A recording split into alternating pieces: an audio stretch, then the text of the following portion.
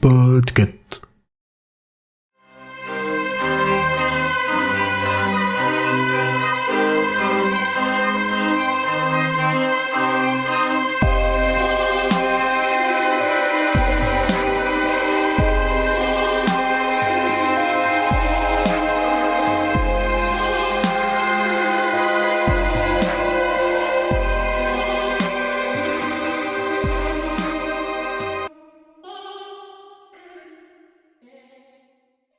Bonjour tout le monde, bienvenue dans ce nouvel épisode du Roi Steven et je dois commencer par une petite introduction du Julien du futur, celui qui monte l'épisode et pas celui qui était présent lors de l'enregistrement.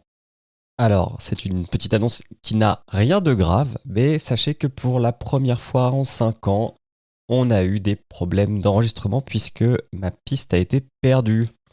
Et donc, j'ai pu en récupérer une partie, mais il manque les 30 premières minutes, ce qui fait que comme je suis l'animateur de cet épisode, je vais essayer de recréer ce que j'ai dit à ce moment-là, mais si ça vous semble un peu étrange par rapport aux interactions avec les autres participants de la bande, c'est normal. Maintenant que vous êtes dans la confidence, je relance le générique et let's go pour l'épisode sur la pastorale. Des bisous tout le monde, ciao ciao.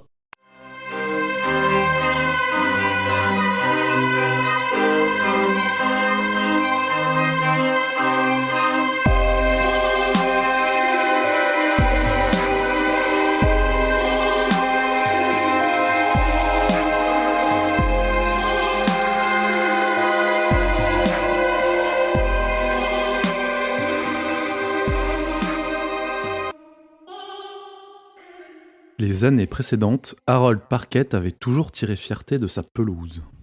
Bonjour, bonsoir tout le monde, bienvenue dans ce nouvel épisode du Roi Steven. Hey, salut. Comment ça va? Oui, ça va. Ça va et toi? Bah écoutez, ça va bien. Je suis content. Super. Non, le pauvre chat. Et on dit bonjour, bien sûr, à Twitch. Bonjour Twitch. Oui, bonjour Twitch. On se retrouve ce soir pour l'épisode 58 qui va parler de la pastorale. Oui. Alors, est-ce que vous avez kiffé lire une toute petite histoire? Ah ouais, c'était cool. Ouais, Ça fait du ouais, bien. ouais, ça fait du bien. Hmm. J'ai fait une grosse Attendez, orgie de lecture ce début moi- d'année et là, ça m'a fait du bien d'avoir fini. Moi, j'ai écouté la symphonie pastorale de André Gide. Non, j'ai lu Oui, la je l'ai- symphonie pastorale de Ouais. André Gide. Et c'était bien. C'était bien. C'était- Ouais. Est-ce que c'était bien? Ah bah... Ouais, c'était bien. Oh. J'ai pas compris. J'ai pas compris Quel quand... engouement. Mais nous devons faire le tour de table, donc on va commencer par dire bonjour Émeric. Bonjour. Ça va? Ça va. Montep. Ouais. Ah bah c'est pastoral, hein. Elle est de retour parmi nous, elle dessine très bien, c'est Dulka. Salut Dulka, comment ça va? Ça va, ça Oui. va. Vous m'entendez? Ok. Très bien. Moi, j'ai vu de la lumière et je suis rentrée. On m'a dit de rester, alors je suis restée. Voilà. Alors, c'est important de. Ça va, de- j'ai un de verre, dire je suis officiellement, équipée Dulka pour rejoint me la cour défendre. du roi. Eh oui, Oui. elle vient parmi nous. Ah, incroyable. Merci. Bienvenue avec nous. Bienvenue. Elle a été horriblement difficile à convaincre. Ah oui. Tu veux Merci. dire Elle est bien, oui? tu peux rester. Ouais, vas-y, reste. Oui, j'ai pas proposé de Ah oui, moi-même ça a en pris- plus. Ça a pris 4 ans.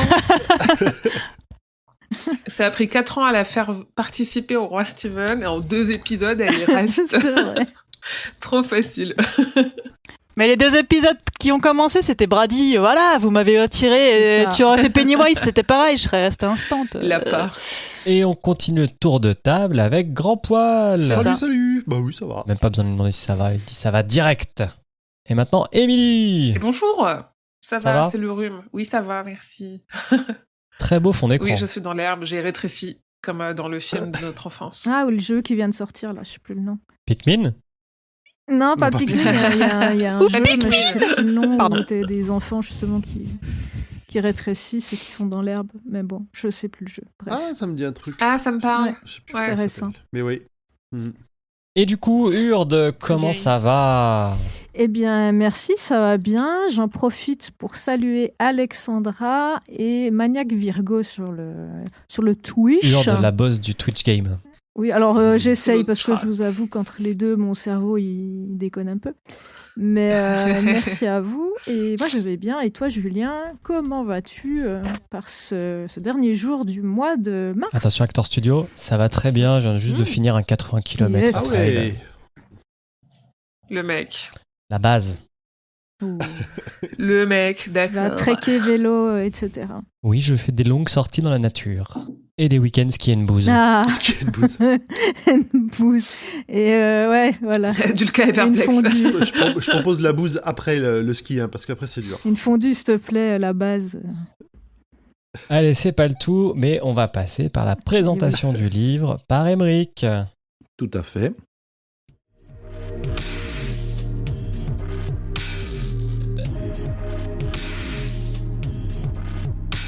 Et donc, La Symphonie pastorale est un roman court écrit par André Gide entre février et novembre 1918, puis publié en 1919, qui traite du conflit entre la morale religieuse et les sentiments. Il s'est encore trompé. Alors, on a vraiment pas lu le même. Hein. Comment ça, c'est pas la même chose? Pas exactement. Ah. Donc, car en effet, La Pastorale, ou dans son titre original, The Lone Woman, est une nouvelle de Stephen King, écrit sous le nom de Stephen King et publié sous le nom de Stephen King, paru en mai 1975 et en France en 1980. Tu me fais plaisir, Émeric, parce que j'étais en train de relire aussi les notes que j'ai pour plus tard et je me suis dit, ce titre en VO, il va être imprononçable et en fait, tu m'as préparé le terrain, merci. C'est un enfer. Ah bah oui. Et dans le livre, t'as même la pastorale et entre parenthèses, travaux des champs et des jardins. Donc je sais pas pourquoi il y a des trucs en parenthèses comme ça, mais c'est... Je pense que c'est parce que c'est le nom de l'entreprise, non? Parce que, excuse-moi, il y a une... C'est le nom de l'entreprise, Ouais. non? La pastorale. Ah, ok. ça. Donc ça, ouais. Parce que j'ai un point trad là-dessus où je me dis que c'est peut-être pas, enfin encore une trad à la con et j'avais noté que c'était le nom de l'entreprise. Ah oui, parce Ils qu'ils se le sont font, rapprochés, quoi. ils le font presque à chaque fois dans le recueil, je crois. Enfin bref, Parce que vous avez répondu à ma question. Le tondeur à gazon, ça marche moins bien que... Ouais. Et bah pourquoi pas le- l'homme tondeuse en vrai. Ouais, mais là, ce serait presque du faut spoil. Tondeur de gazon. Brouteur Bah de ouais, mais gazon. en VO c'est ça, le brouteur. Le brouteur. Voilà. Aujourd'hui on va vous Ça parler vient de- d'une nouvelle de King, le brouteur. Alors sachez que Émeric, dans une vie antérieure, a été spécialiste des brouteurs. Je me suis un peu amusé avec il y a quelques temps. Qu'est-ce que vous en avez? Ah non, d'abord, je n'ai pas de... Mes sources n'ont pas de nombre de pages, donc je ne saurais pas vous dire le nombre de pages. Je peux vous dire que moins de 20, je crois. Hein. Ouais, c'est... 15, en anglais. ouais. ça dure 23 minutes et 46 secondes. Easy. C'est à peu près la durée du résumé. Bon, ça va être moins long que ça. Non, d'autres moins long. Et on salue Shaki Prod dans le chat qui nous dit la nouvelle des gens tout nus qui mangent de l'herbe. C'est un peu ça. Oui. C'est un très bon. Voilà, le résumé est fait. Merci. Merci. Alors, Allez, on passe à la suite. on passe à ma chronique. Et J'ai qu'est-ce plus envie que de le vous en dessiner avez d'un coup. pensé? Et je vais commencer par la nouvelle. Dulka, qu'est-ce que tu as pensé de cette cette magnifique histoire? Je l'ai relu hier et je me suis dit, est-ce que c'était vraiment la peine de le relire avant important. de faire le podcast? On va pas rater un petit détail. Non, c'est rigolo. Non, c'est rigolo. En vrai, c'est rigolo. Oui, bah, elle a des petits détails bien croustillants, dirons-nous.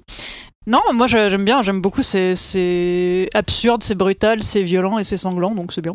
En 12 pages, c'est bâclé et c'est d'une violence assez ouf. J'aime beaucoup. Et on va enchaîner avec Grand Poil. Oui, bonjour. Quel est ton avis? Bah, moi, j'aime bien. C'est le genre de petite nouvelle simple, efficace. C'est suffisamment bizarre.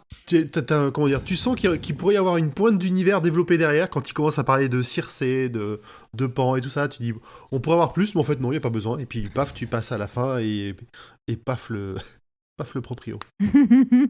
Paf le chat. Sous la tondeuse. C'est comment dire. Moi, je trouve que ça reste dans le cadre des nouvelles ultra courtes, comme il y en a d'autres. Hein. Il explique pas besoin, il te donne des petits trucs pour que toi-même tu essaies d'aller plus loin, de construire des choses autour, d'imaginer. Il y a pas besoin de. Moi, en tout cas, je trouve qu'il y a pas besoin de plus dans cet exercice-là.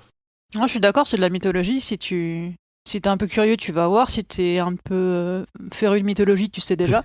Et c'est le petit détail qui fait je suis dans le cercle, je comprends. On a souvent ça. pas forcément pour des trucs en lien avec la mythologie, mais ouais. Urde, qu'est-ce que tu as pensé de... Est-ce que tu as bien aimé, malgré l'absence d'explosion? En fait, moi, j'ai lu le truc, je suis arrivée à la fin, j'étais là. Hein?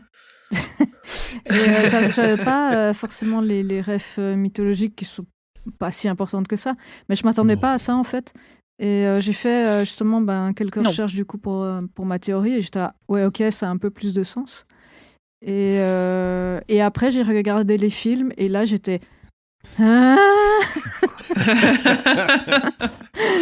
Donc voilà, mais c'est assez surprenant et après si tu te prends pas la tronche, en fait tu dis ouais, c'est un délire et voilà quoi. Et après t'as je dirais la deuxième couche où t'as des refs mythologiques et voilà, ça qui pourraient être développés, enfin voilà, comme toutes les nouvelles qu'il fait en fait, hein. Mais le principe c'est juste avoir une idée, faire un truc et voilà, faut pas se poser trop de questions. Et enfin, Émilie, qu'est-ce que toi tu as pensé de cette nouvelle? Écoute, moi je me suis posé la même question que Dulka, qui était est-ce que ça vaut vraiment le coup de la relire ou pas avant l'enregistrement du podcast, mais j'ai pas apporté la même réponse parce que je l'ai pas relue. Bravo, hein. Il y a pas d'effort à faire là quand même. Le souvenir que j'en ai, c'est celui de l'adaptation en comics qui est sorti en France il y a pas si longtemps que ça. Donc, oui.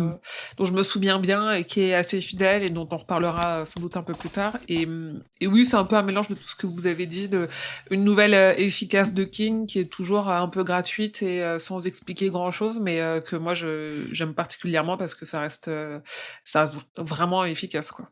Et assez violent, et je trouve que les trucs courts et violents comme ça, il est assez bon dessus. Je l'aime bien. C'est à ça qu'on reconnaît une bonne nouvelle, hein. C'est court, efficace et ça laisse éventuellement une porte ouverte pour une fin un peu plus open. Mais c'est vraiment les codes basiques de la nouvelle, et ça marche tellement bien avec lui. C'est un style qui est vachement décrié, mais c'est beaucoup plus difficile de faire une bonne nouvelle que de faire un bon roman. Et il est vraiment très très bon là-dedans. Moi, j'aime vraiment beaucoup ces nouvelles. Il est bon, dans les deux. Bonnes en réserve. Il est bon dans les deux. Oui, il y en a encore un paquet. C'est ça qui est ouf, quoi, je trouve. Oui. Ouais. Et toi, Émeric ? Ah moi je connaissais le film qui s'est librement inspiré, tout comme Julie. Ah ouais. Donc, quand j'ai écouté cette histoire, je me suis dit mais attendez, que se passe-t-il? Où est Pierce Brosnan? Que devient Pierce Brosnan? Aussi. Et j'ai limite été déçu parce que je trouvais que le film avait une vibe King quand même, mine de rien, qui collait un peu avec ce qu'on a lu, par exemple, les trucs qui mangent le monde, là. Ah, les Langoliers. Les Langoliers. Enfin, je retrouvais un petit peu dans le film ça, et puis dans la nouvelle, en fait, c'est une autre facette de King, et je pense que je comprends pourquoi il a pas fait plus long, c'est que c'est pas vraiment sa mythologie à lui. C'est une mythologie qu'il a utilisée, et je me dis qu'il a peut-être pas voulu en faire trop parce que ça serait, je pense qu'il voulait peut-être pas plagier ou risquer de pas réussir à retourner ça dans sa mythologie à lui, je sais pas. Mais en tout cas, oui, c'est court, c'est efficace. J'ai pas de sentiments fortement positifs non plus, ni de sentiments négatifs dessus. Donc non, elle est bien, mais il y en a d'autres que j'ai préférées, de nouvelles qu'on a eues. Il y a Shaki Prod qui nous dit c'est un peu l'ADN de Danse Macabre. Je trouve toutes les nouvelles sont assez courtes, efficaces et se suffisent à elles-mêmes. C'est ça que j'aime beaucoup avec ce recueil. Oui, c'est et Chris qui confirme que comme quoi c'est pas la taille qui compte. Carrément. C'est vrai. La taille de l'herbe. La taille de l'herbe. La hauteur de l'herbe peut avoir son petite importance. Quand tu commences à utiliser les tondeuses. Ok, bon bah je voulais faire un dessin pour accompagner la discussion autour de la nouvelle, mais je me refuse de dessiner le jardinier, hein, donc je pense que je vais opter pour la taupe. Et du coup, Shaki nous dit, c'est bien le seul Mais elle film vivra qui sa a meilleure totalement désavoué et a complètement refusé que son nom apparaisse.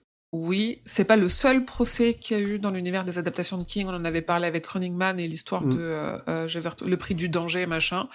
On reviendra plus longuement dessus parce que là, on en parle comme une adaptation, mais en vrai, c'est pas une adaptation vu qu'en plus King, il a gagné le procès. Mais c'est pour ça qu'on va se faire un plaisir de démonter ce film qui a cru qu'il allait se faire de l'argent. On peut démonter les producteurs. Si. On a le droit de démonter les producteurs. Le film, ouais, mais du coup.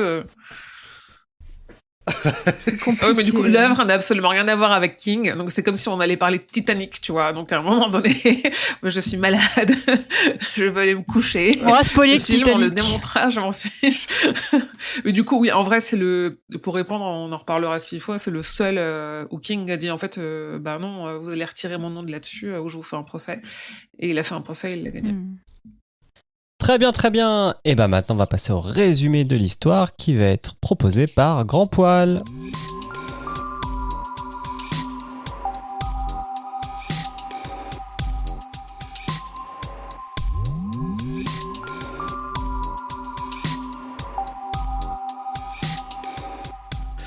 Alors, Harold Parkett est l'heureux possesseur d'une belle pelouse et d'une belle tondeuse. Enfin, jusqu'à ce début d'été où le chat des voisins passe sous les lames de la Lone Boy dirigée par un gamin du coin contre $5. Harold dut s'en débarrasser et par la suite voulut engager quelqu'un en louant la machine. Pour introduction, en français il manque une négation, ce qui fait que ce début de résumé n'a aucun sens. En voyant justement l'adaptation en comics, je me suis dit, mais non, il a effectivement laissé pousser son merdier jusqu'au bout, alors que dans la nouvelle ils disent bien qu'il a engagé quelqu'un. Et après, tu comprends que la pelouse est mal entretenue. Bref.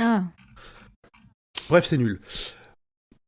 Cette fameuse pelouse mal entretenue devient source de moqueries dans le voisinage. Les enfants jouent à cache-cache dedans. Vers fin juillet, après avoir aperçu une marmotte se prélassant dans son champ, Harold décide d'engager quelqu'un de sérieux. Et c'est comme ça qu'il tombe sur l'agence de service La Pastorale, dans les Passes jaunes. Il engage quelqu'un pour venir tondre chez lui, pendant que femme et enfants sont absentes. 1 heure plus tard, le jardinier arrive avec des manières un peu rustres et une hygiène douteuse. Il examine le terrain et conclut qu'il n'y aura pas de soucis. Par Circé, c'est de la bonne terre. Harold retourne à son journal, mais sursaute quand la tondeuse démarre dans un boucan d'enfer. Il se précipite et voit avec horreur des choses. Tout d'abord, la tondeuse qui avance toute seule sur sa pelouse en faisant des bruits terribles. Et ensuite, le jardinier à poil qui la suit à 4 pattes et mange l'herbe tondue. La machine fait même un écart pour choper une taupe qui... Une taupe Il y a du toupet, hein. Une taupe qui rajoutera une bonne dose de protéines au jardinier. Harold vomit et s'évanouit. Important, les protéines.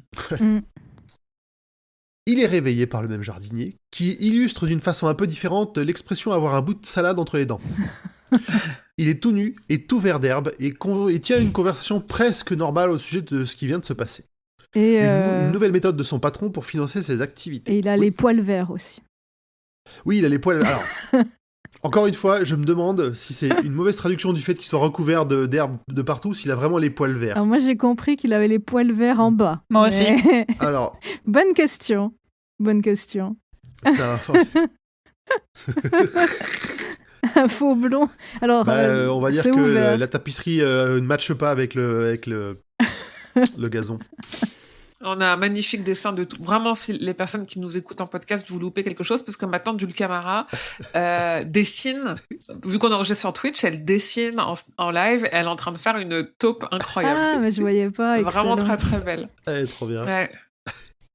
Elle est parfaite. Elle vit sa meilleure vie. Mais oui, tout. Ah, excellent. Donc, le fameux jardinier tout vert, donc il dit que c'est une nouvelle méthode de son patron pour financer leurs activités. Il propose même à Harold de tester la tondeuse, au cas où. Devant l'incrédulité d'Harold, il lui avoue que son patron est pan, et Harold remarque à ce moment que la silhouette n'est pas tout à fait normale, comme si ses pieds étaient fourchus. La tondeuse redémarre toute seule, et l'homme la suit sur le devant de la maison, pendant qu'Harold s'inquiète du spectacle auquel vont avoir droit ses voisins.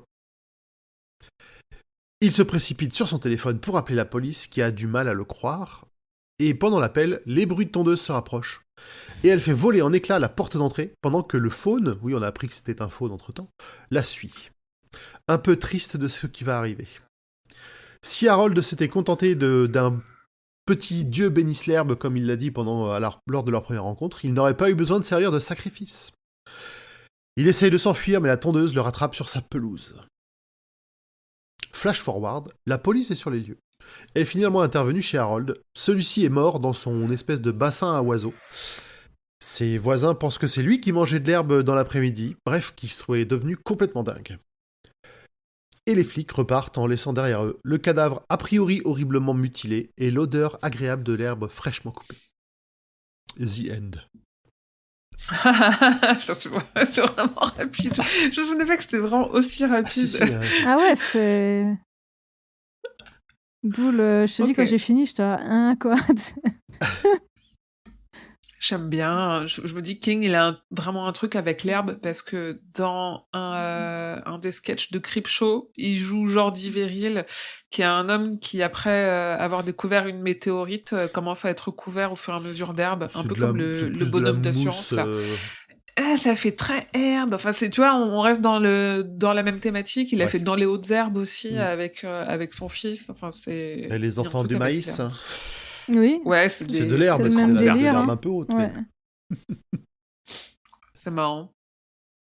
Voilà, c'est fini. C'est un introverti, dès qu'il doit toucher de l'herbe, c'est un film d'horreur, c'est pour ça. C'est un gamer, c'est l'un d'entre nous. Dès qu'il doit toucher de l'herbe, il fait une syncope. C'est vert. Le résumé le plus court de l'histoire de ce podcast, nous dit Maniac Virgo. C'est possible. Il y a moyen. Je pense, ouais. On a quelques autres nouvelles à faire et il n'a pas tant que ça aussi courte quand même. Hein. On va avoir du mal à faire, mais je prends le pari. Mais ouais, il me semble de souvenir quand même, c'est même pour une nouvelle, c'est vachement court. Bah, c'est une nouvelle de Danse Macabre et si tu regardes dans Danse Macabre, il y a quand même énormément de nouvelles. Ouais. Pour un livre de taille à peu près normal. Donc vraiment, ils ont chargé de beaucoup de choses. C'est vraiment la grosse époque où il écrit beaucoup de nouvelles et où je pense qu'il en a de toute façon aussi beaucoup en stock parce qu'elle fait partie des nouvelles qui ont été publiées d'abord en magazine et que du coup il a recyclé un peu pour remplir des recueils. Il y en a un paquet. Ouais. Dans des magazines de type masculin. C'est ça, je sais plus le nom, enfin bref. C'est pas Playboy, c'est Cavalier. Ah oui. Mais il a fait j'allais dire avec des filles à poil et des trucs qui font peur. Il a fait Playboy, mais celle-là c'est Cavalier. Ouais, il a fait les deux. Je crois pas que ce soit arrivé par chez nous, Cavalier, ça me dit rien. Cavalier, ça me disait rien avant qu'on en parle une fois ici. Donc j'ai des doutes. Ouais, c'est ça. Je vais en profiter pour lire quelques commentaires qu'on a depuis avant sur le Twitch. Non, le Twitch, on va commencer de dire juste parce que... Tu aimes la Twitch, Lorraine? Sans les lardons, mais ouais. Chips. Donc, il faut que je remonte un petit peu. Chaki nous dit... Attends, non. Pardon. Adèle Sautrel nous dit il faut pas laisser les tondeuses autonomes fonctionner la nuit car elles tuent les hérissons. Je confirme. Déjà, en toute honnêteté, pourquoi laisser... Alors, j'ai une anecdote. Pourquoi laisser sa tondeuse... Sur un hérisson ou sur une tondeuse auto? Sur un hérisson. Ah. S'il meurt, on n'en veut pas. Alors, normalement, le hérisson est sain et sauf.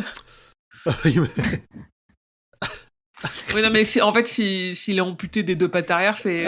J'allais dire pareil. On peut pas non plus. Avec des petits trous comme les chats. Mais non. Non, sinon je vous raconterai pas l'histoire. C'est juste que je faisais du vélo de nuit et en fait, dans une descente, à un moment, je vois une sorte de grosse boule et j'étais sur une piste cyclable, mais la boule était sur la route et en fait, j'ai eu le temps de freiner et d'arrêter mon vélo. Et le temps que je déclipse et que j'arrive sur la route, il y a une voiture qui arrivait, qui l'avait aussi et qui s'est mis en warning. Et en fait, c'était un hérisson qui était en boule sur la route. Donc du coup, on l'a sauvé. La conductrice de la voiture avait une sorte de blouson. Elle l'a pris dans son blouson et elle a pu remettre le hérisson sur le bord de la route. Voilà comment on a sauvé l'hérisson. Faites attention la nuit quand il traverse. Oh, trop pipou. C'est moyen. Et c'est bien joué aussi pour la couverture parce que c'est potentiellement quand même plein de vermine. Donc vous avez bien joué. Je t'avoue que j'étais pas trop assuré de le toucher je crois que j'ai juste mes gants de vélo, tu quoi. peux, hein, en vrai. Mais, Ça pique pas tant que ça. Ouais. Si tu mets, tu mets bien dans ta main comme ça pour, tu sais, comme les fakirs. Comme les fakirs, tu vois, que t'es tous les pics sur toute la main. Mais après, ouais, c'est quand même plein de saloperies, quoi. Enfin bref, donc ne faites pas ça. Et au top. Aimer les animaux. Et Chris to the Creeks te propose de laisser Brady tranquille. Dulka, et comme ça tu me le laisses. Non mais dans vos rêves, les petits potes. Et sinon Qui a prononcé Simon? Et de nouveau pour Chris, le gars c'est l'homme CTLM, donc qui vient tendre le gazon, et dont ça me paraît pas mal. Jordi Veril. Ton dessin est top, Alexandra. Top qualité. Merci. Shaki nous dit oui, lui a compris aussi les poils pubiens verts, surtout que c'est vraiment... ça ne l'étonne pas de King, et moi non plus, je dois dire. Voilà. Non, c'est vrai. C'est vrai que c'est pas surprenant. Et je crois... Enfin, j'ai pas vu le reste, donc je lirai pendant. Allez, un petit dernier de Shaki encore, qui dit que c'est assez cohérent l'herbe comme facteur d'horreur, vu que la couleur verte est toujours synonyme du mal. Pas que lui, hein. Ah. Ouais, remember les Atomic Knockers. J'avais pas fait gaffe, c'est bien vu. Non, mais tout le temps dans les jeux vidéo et tout, c'est symbole de maladie. On en avait parlé, je crois qu'on en avait parlé. Ouais, je crois qu'on en avait parlé dans la Tour Sombre, et on avait fait le lien avec les Atomic Knockers, et je sais plus quoi. En vrai, je peux retrouver assez vite. Enfin, peu importe, mais je crois que normalement j'ai tout réuni. Pas mal. Bon, on va pouvoir te laisser la main, Émilie, pour, je suppose, une chronique extrêmement longue, elle aussi. Ouh là là, vous êtes pas prêts. Attends, avant j'avais une question. Ouais, mais avant ça, parce qu'on n'est pas revenu sur la nouvelle en elle-même, est-ce que vous pouvez faire les personnes qui ont un lien avec la mythologie et qui du coup ont compris l'histoire, est-ce que vous pouvez nous expliquer? Ou vous voulez expliquer plus tard? Moi, je vais l'utiliser assez librement dans ma théorie, donc on peut le faire après ma théorie si tu veux. Okay. Parce que moi, je l'ai utilisé de façon très libre. Je peux expliquer. Un point explication de texte. Ouais, on pourra mettre les pendules à l'heure vu que j'ai fait un peu ce que je voulais avec. Ça, parce que moi, je suis un peu une quiche en mythologie, c'est vraiment des choses que je capte pas, et que là, je capte forcément encore moins en l'ayant pas relu et en ayant écouté d'une oreille le résumé, parce que je me suis bouché la moitié. Je sais. J'ai dû chercher, hein, c'est des trucs que j'avais pas. J'ai un rhume, d'accord, laissez-moi. Ok, d'accord, donc on revient dessus. Je propose, ouais. Ouais, ça me va. J'étais juste curieuse de savoir du coup les interprétations qu'on peut avoir là-dessus. Très bien, jingle Go. Michel, allez.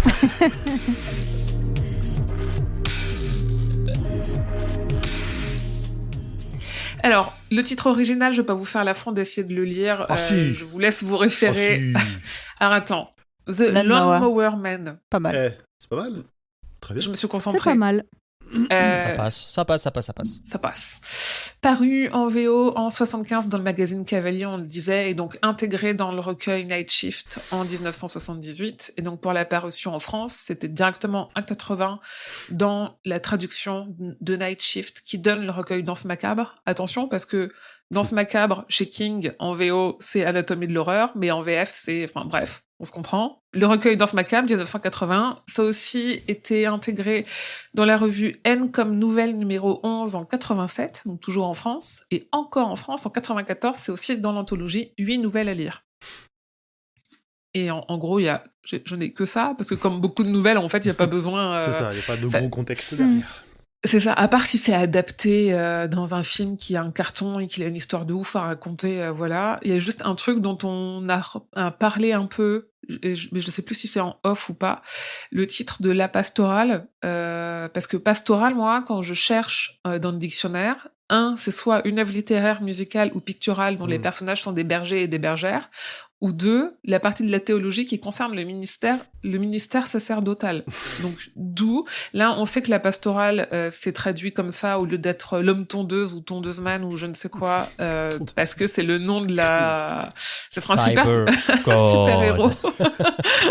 Parce que c'est le nom de l'entreprise, en fait. Mais j'ai une question pour Aymeric, je pense plutôt. En VO, c'est quoi le nom de l'entreprise ? Et pourquoi en VF, le truc s'appelle la pastorale, quoi ? Bonne question, je ne me souviens pas. Attends, je vais regarder ça. Je vais réécouter vite fait. Attends, j'ai l'adaptation en comics là qui doit être à peu près le même. Ah oui, elle. Ah ouais, t'as le comics en VO, ouais, sachant que c'est Pastoral Greenery, ce qui veut. Ah donc ça s'appelle vraiment ça, Pastoral. Ouais. Ok, d'accord. Mais Greenery, ouais, sous-entendu, on s'occupe des trucs verts. Travaux de jardinerie. Oui, c'est ça. Oui, parce que pastoral, je pense pas que c'est plutôt un faux ami à mon avis entre l'anglais et le français que vraiment. C'est étonnant. Ouais, tu t'attends pas du tout à lire ça quand tu lis le titre en VF, alors qu'en VO oui. Donc voilà. Encore un petit ouin traduction pour nous. Et c'est tout. Hein. Voilà, c'est tout ce que j'avais à dire. Ça va être à toi, Julien. Ok, merci. C'est concis, c'est efficace. Ouais, non, je dirais pas que ce soit un ouin traduction parce que il me semble que pâturage c'est pasture et du coup ça colle. Tout à fait. Ça collerait, moi, c'est ce que je me demandais, ouais. Faudrait lire la Bible. Moi, en tout cas, quand j'ai cherché la définition de pastoral, l'histoire de pâturage, ça remonte pas. Hein.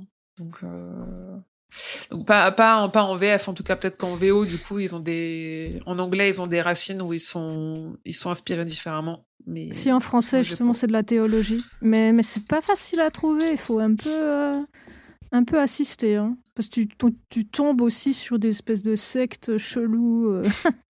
Donc ouais, il faut. Mais c'est un rapport, disons, avec le travail de la terre entre autres. Le pastoralisme est l'élevage extensif pratiqué sur des pâturages et des parcours. Ouais, mais ça c'est... Donc ça aurait dû s'appeler pastoralisme. Ça, c'est déjà une version moderne, tu vois. Élevage pastoral extensif et le pâturage. Ouais, ok. Ouais. C'est dans la Bible, mais je sais plus où. Élevage pastoral, ouais, ok. Très bien. C'est pas aussi évident.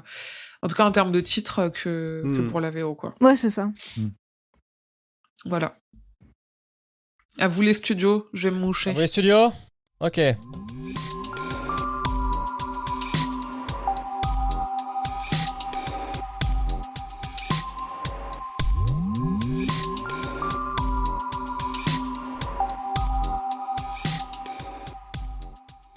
Alors j'ai énormément de choses à dire. Et il y a tellement sur l'adaptation. Il y a tellement de choses. Je profite. Je pense qu'un point chat serait sympa. Allez, point de chat. Pardon. Émilie je n'ai pas dû dire ça. Chris la ce dessin est magnifique. Oui, alors déjà le dessin, est fantastique. Donc voilà pourquoi c'est bien que vous veniez sur Twitch. Et Twitch. Voilà. Sur Twitch. Donc Maniac Virgo nous dit quand on parlait du ver qu'il est souvent associé aux méchants. Effectivement, pour ma part, à revoir. Donc c'est intéressant. Et Chris to the Crix qui nous demande un sujet qu'on a déjà abordé pour les prénoms. J'ai remarqué que les prénoms reviennent souvent dans les romans de King. Il y a une liste de prénoms à placer. On appelle ça le chapeau. Lol, oui. Ouais, nous on pense qu'il y a un chapeau et qui tire dedans et qu'il a pas mis beaucoup de petits papiers. Hein. Non, ça. Clairement. C'est une théorie, on ne sait pas exactement. Shaki qui te félicite du concept du dessin. Merci. Et d'ailleurs, je trouve aussi que c'est une excellente idée. Tant qu'à faire. Adèle Sauterelle qui nous dit que Pan est le dieu des bergers. Je confirme. Et Honora Circé aussi. Donc ça, c'est quelque chose que j'ai justement repris. Et alors... Shaki qui dit aussi oui, ça fait penser à la secte dans le film Midsommar, où il y a tout ce rapprochement à la terre, l'herbe, les fleurs, etc. Ah oui, ce film très bizarre, effectivement, qui est sorti il y a 3 ans, je ne sais pas si vous l'avez vu. Mais là, ouais, on est de souvenirs, on est dans des trucs païens et compagnie. Et c'est un film assez bizarre, intéressant, mais bizarre de souvenir. Je sais pas qui d'autre l'a vu. Ouais, c'est très glauque. Hein, c'est ça, spécial, ouais. Mais là, on est plutôt dans les rites païens, quoi. Voilà. Et coucou Didi de nous avoir rejoints. Voilà, j'ai terminé. Julien, je te laisse la parole pour ces merveilleux films. J'ai une interruption. Laissez-moi la parole. Alors, juste, j'ai retrouvé, en cherchant, on avait parlé de la couleur verte dans l'œuvre de King au moment où on a fait Les Yeux du Dragon. Parce qu'il doit y avoir une lumière verte ou un feu vert dedans. Et en fait, on avait précisé à la fin que c'était aussi utilisé pour l'image du vilain dans les Atomic Knockers. Ça, on l'a dit. Et dans The Star Invaders, une nouvelle qu'il a écrite à l'adolescence. Donc, en effet, c'est pas récurrent, genre une nouvelle sur 2, comme le cas, comme une rose, comme le 19 machin. Mais ça reste un truc qui est revenu assez fort dans certaines histoires pour qu'on puisse le relever, en effet. Ok. Bah, si vous regardez des Disney... Pensez-y. En tout cas, moi, je vais y penser parce que ça m'intrigue. C'est oui, bon. C'est bon là, je peux parler. Merci. Allez, laissez-moi la chronique de 15 minutes. Alors, Le Cobaye. Le Cobaye est un film qui est sorti en 1992. Voilà, tu commences par ça en plus. Oui. Ah ouais, non, mais là, à l'échelle de carrière, on fera ça plus tard. On va d'abord raconter un peu l'histoire. Non, mais parce qu'il y a d'autres adaptations que des films qui ne seront pas des adaptations. Mais bref, vas-y, continue. L'eau moulin. Tu pensais à quoi? Bah, aux comiques. Il y a un comique. Moi, je fais pas les comiques, moi. Mais je m'en occuperai, je le ferai. Avec le $1 baby.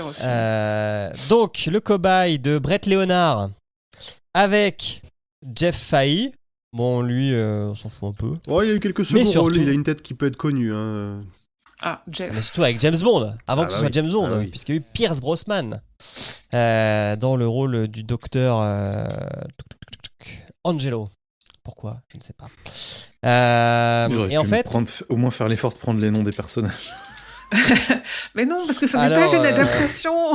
Mais oui, mais quitte à prendre le nom de King et de mettre le titre d'une nouvelle de King, autant prendre les noms des personnages. Ben non, c'est du vol de A à Z, c'est pour ça qu'il a gagné 3 millions. Il y en a un qui s'appelle Parquette dans le film. Oui, je crois que c'est un des voisins. Ouais, je crois que c'est le voisin, ouais, attends, ouais, ça. Le voisin qui tape son fils, il s'appelle Peter Parquet. Ah ouais. Oh nom de Dieu. Ah ah. Respect de l'œuvre quand tu vous tiens. Oh non, Peter Parquet, quoi. Alors, pour vous raconter un peu l'histoire... Pardon, désolé, côté casting, c'est marrant, il y a Dean Norris. Oui, mais écoute, j'essaye de rajouter un petit peu de King dans ce truc qui n'a rien à voir avec King. Il y a Dean Norris qui a joué dans la série qui a adapté Dome. Non. Ouais, mais Dome, King, je fais du lien kingien, tu vois. Dean Norris, il fait le shérif dans Dome, la série. Ah non, c'est pas le mec de The Shield, non, je suis con. Non, c'est le mec de Breaking Bad. Dans Breaking Bad ouais, aussi. Aussi. Où là, il y a aussi de l'herbe dans Breaking Bad, d'une certaine façon. C'est vrai. Non. Mais ici... Bon, on en parlera dans l'échelle de Carrie, il y a un moment une tondeuse, il est vrai. Contrôler toute seule, il est vrai. Je pense qu'il y a beaucoup de plans de tonte de pelouse, il est vrai. Mais en fait, on est sur toute autre chose, puisque là, on va parler d'un homme simple d'esprit qui va qui va suivre un programme qui va lui permettre de gagner un petit peu en intelligence, et le programme va un peu déraper, et cet homme va vouloir dominer le monde. Ça, c'est le pitch global. Qui est le pitch d'un roman de science-fiction qui s'appelle Des fleurs pour Algernon, qui, à mon avis, qui a été... J'ai regardé plusieurs trucs, tout le monde a l'air d'être d'accord pour se dire ça a adapté ça, mais ça devait moins vendre que King. Ouais. Donc, En fait, le problème dans Les fleurs pour Algernon, c'est que le mec est boulanger. Ouais. Et ça marchait moins bien à l'écran. Mais ouais, sinon c'est la même histoire à peu près. Enfin, c'est un gars simplé qui subit une opération du cerveau. Il a pas un copain chimpanzé, il a un copain souris, je crois. Oh. Mais donc, en fait, c'est produit par New Line Cinema, et New Line Cinema, c'est pas la boîte de l'autre taré là? Si, hein. Weinstein. De Weinstein, ouais. Je faisais cette tête-là parce que New Line, ils sont à fond sur King depuis quelques années. Ils ont fait notamment ça, chapitre 1, chapitre 2. Ok. Mais Et en fait, ils ont fait ce film sur la base d'un autre roman. Et puis ils ont acheté les droits de la pastorale. Et puis ils se sont dit, ce serait bien qu'on mette King sur l'affiche. Donc ils ont mis basé sur une histoire de King, je crois. Ouais. Ou inspiré d'une histoire de King. Inspiré très librement. Et puis un jour, King, il a vu Je suppose qu'on lui envoie les DVD, enfin à l'époque, les Betamax, là, ou les VHS, pour qu'il regarde Miramax. le film. Ah, c'était Miramax, pardon, c'est pas New Line. Merci. Et en fait, quand il a vu ça, il a dit, mais c'est quoi cette merde? Ça n'a rien à voir avec mon histoire, donc s'il vous plaît, vous allez enlever mon nom de cette merde. Alors là, je ne sais pas s'il a dit que c'était une merde. Non, mais on l'a déjà beaucoup dit, King, il est quand même assez lax avec les adaptations, parce qu'il l'a pas dit pour La Tour Sombre, hein. Moi, il avait plus de légitimité à se plaindre pour La Tour Sombre qu'à se plaindre pour ça, à la limite. Mais non, oui, pour qu'il le fait, c'est que vraiment, il se dit, il se fout de ma gueule. Et je pense qu'il les a insultés, hein. Au moins dans sa tête. Au moins dans sa tête. Donc du coup, alors parce que dans l'autre livre, j'ai quelques informations financières et ça me fait... Je mets un point d'honneur à les donner. Monsieur le banquier, je vous en prie. Et trésorier de podcast. N'empêche, vous allez voir, parfois arnaquer les gens, ça rapporte. Ici, on a un film dont le budget, je crois, est de 10 millions de dollars à peu près. Exactement, budget 10 millions de dollars. Putain, je suis bon. Peut-être. Ils ont payé une amende de 2,5 millions de dollars à King quand même. Donc lui non plus, il n'est pas perdant dans l'histoire. Ah non, clairement. Savez-vous combien le film a rapporté ? Je pense qu'il a dû rentrer dans ses frais, donc je dirais 30 ou 40 millions. 250 millions de dollars. Quand même. Donc voilà, en ayant mis juste le mot de King, ils lui ont payé 1% de la recette. Et ça va. Je trouve c'est plutôt une bonne opération financière. J'avoue, c'est abusé. Est-ce que Pierce Brosnan, il était déjà bankable à l'époque ? Est-ce que lui il aussi... n'était pas James Bond encore, parce que James Bond GoldenEye, c'est ce que tu disais, ouais, je crois que c'est 96 ou 94. Ouais, non, c'était avant, je sais pas s'il a fait grand-chose. Non, mais il était connu pour d'autres choses. Il était tout jeune, là, dans le film. Il avait fait vraiment très peu de films dans les années 80. Avant il a dû prier pour pas qu'on le ressorte quand il est devenu James Bond. Et sa série, là. Sa série où il est... Remington Steele. Ouais, Remington Steele, ça date pas d'avant, de pendant 87, ah oui, c'est avant, donc s'il était quand même connu. Non, Alors, j'ai quand même vous lire un petit bout du livre. C'était pas excellent livre, hein, de Yann Nathan. Bon, ça se voit pas avec mon... Ouais, traduit chez Brajlon. Ouais. D'ailleurs, je mets l'autre aussi. Mathieu Rostac et François Coche chez Hachette Rose. Je les connais par cœur. Vas-y, teste-moi. Donc en fait, New Line, quand ils achètent les droits, ils disent quand Stephen King vend les droits d'une nouvelle, c'est aussi ça qu'il vend, comprendre son nom. Parce qu'il avait vendu les droits de la pastorale. Sauf que le réalisateur, Brett Leonard, il a quand même admis que le contexte entier de l'histoire a été modifié. Lui, il est un peu honnête quand même dans le jugement. Et le juge a estimé que l'affiche était mensongère et qu'il ne pouvait pas utiliser l'expression « inspiré d'eux » dans le cadre de la promotion. Et là, vous dites, bon, il retire le truc de l'affiche, puis c'est bon. Non. Parce qu'après, il sort en cassette, le film. Ah tiens, on va remettre le nom de King sur la cassette, sur la jaquette. Moi, je l'ai pas vu au cinéma, je l'ai vu en location et je crois me souvenir qu'il y avait même en France, il devait encore y avoir le Stephen King, Lone Mower Man. Oui, il y a moyen. Moi aussi, j'ai des souvenirs que c'était marqué Stephen King sur la jaquette. Putain, vous vous en souvenez de ça ? Aux vidéos futures. Et moi, ça m'a marqué quand je l'ai vu ce film-là. Attends, les effets spéciaux et tout, pour l'époque. Ouais, j'avoue, c'est écrit en grand en plus. Il y a un grand bandeau Stephen King tout en haut avec 2 noms d'acteurs un tout petit peu. Le mec dans sa bulle avec une forme d'œil derrière et marqué le cobaye. Mais il y a, Stephen King est vraiment marqué en grand, quoi. Donc du coup, heureusement, les gens qui ont enquêté sur l'histoire de l'affiche, du ciné, ils se sont rendus compte de ça. Donc, rebelote, on repasse devant la justice. Et New Line doit, retirer le nom des jaquettes et payer 10 000 $ par jour où c'est pas fait. Un peu moins rentable. Mais bon. Et ils disent aussi verser un intéressement, mais on sait pas combien. Donc voilà un petit peu pour les points chiffres. Après, Je sais pas si vous êtes au courant, mais il y a un petit truc technologique qui est plutôt sympa en ce moment qui s'appelle ChatGPT, à qui on peut demander d'écrire des trucs. Exactement ça. Ou Meta, j'ai pensé. Donc je m'étais dit, est-ce que ChatGPT peut me remplacer ? Bien sûr, non, je suis irremplaçable. Mais quand même, je lui ai dit, écris-moi une chronique sur le film Le Cobaye en lui donnant 3 notes sur 10 selon la qualité d'adaptation par rapport à la nouvelle La Pastorale de Stephen King, la qualité de l'ambiance entre le film et la nouvelle, et enfin, selon le degré de divertissement du film. La chronique doit faire maximum 2000 mots. Êtes-vous prêts ? Non. Attachez vos ceintures, Oui. on y va ! En tant qu'amateur Alors je vais faire avec la voix de fan de coach.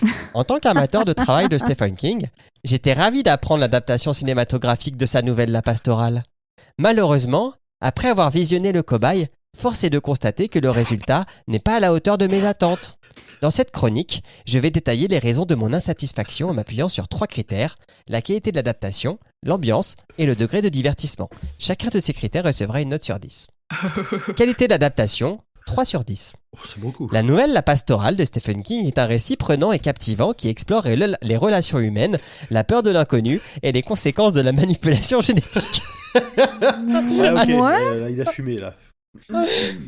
L'inconnu nous plonge dans un monde où des scientifiques ont réussi à créer un hybride mi-humain, mi-animal nommé le cobaye. Sans blague.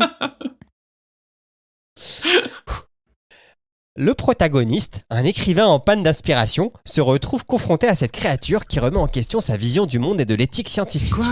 La première déception vient de l'adaptation du scénario. En effet, le film s'éloigne considérablement de la nouvelle originale, ne conservant que l'idée centrale de la créature hybride. Certains personnages ont été modifiés, voire supprimés, et l'intrigue a été simplifiée à outrance.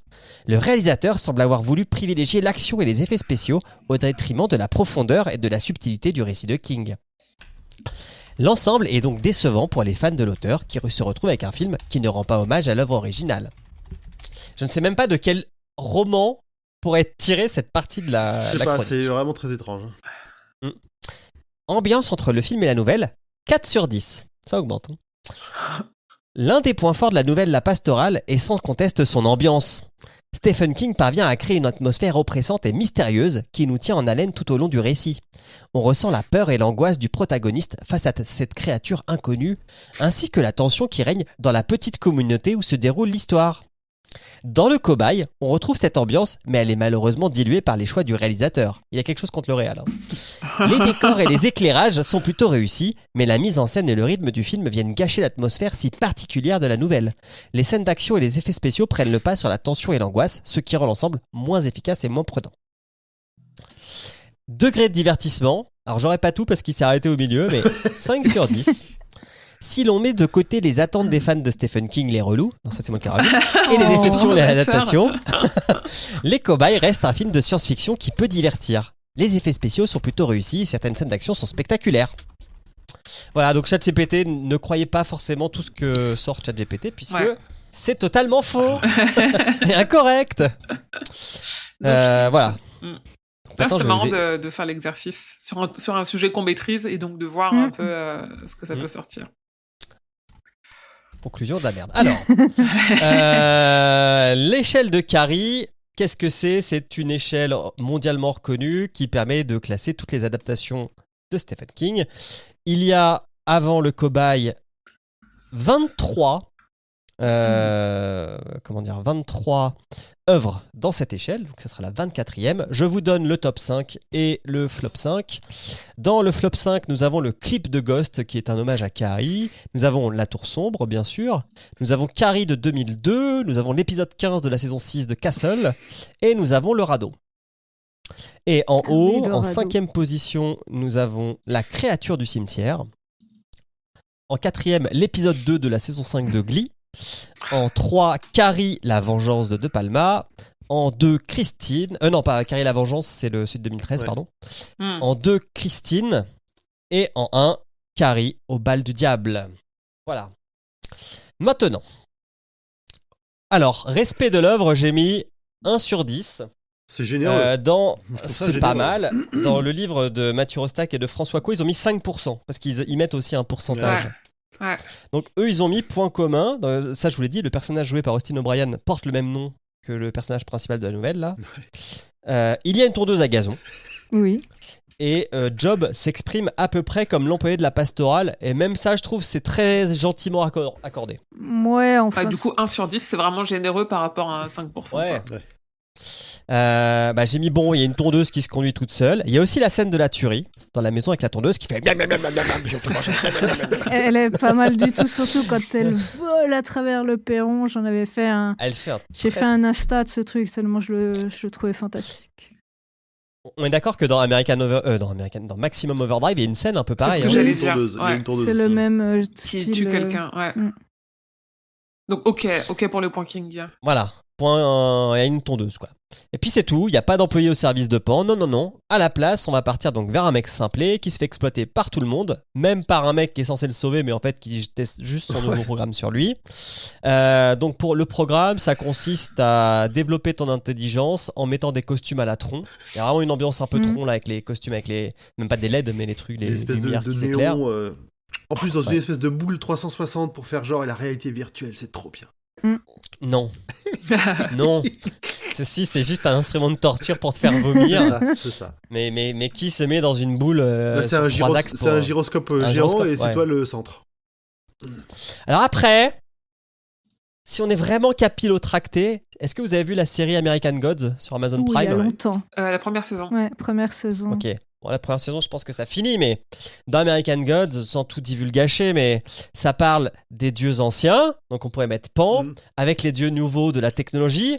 Donc peut-être que c'est un préquel à American God, cette adaptation. Laissez Neil Gaiman en dehors de cette adaptation, s'il vous plaît, ça a l'air d'être pas la folie. Effectivement, j'allais dire, la série, c'est pas qu'une série, c'est l'adaptation de Neil Gaiman, on est d'accord.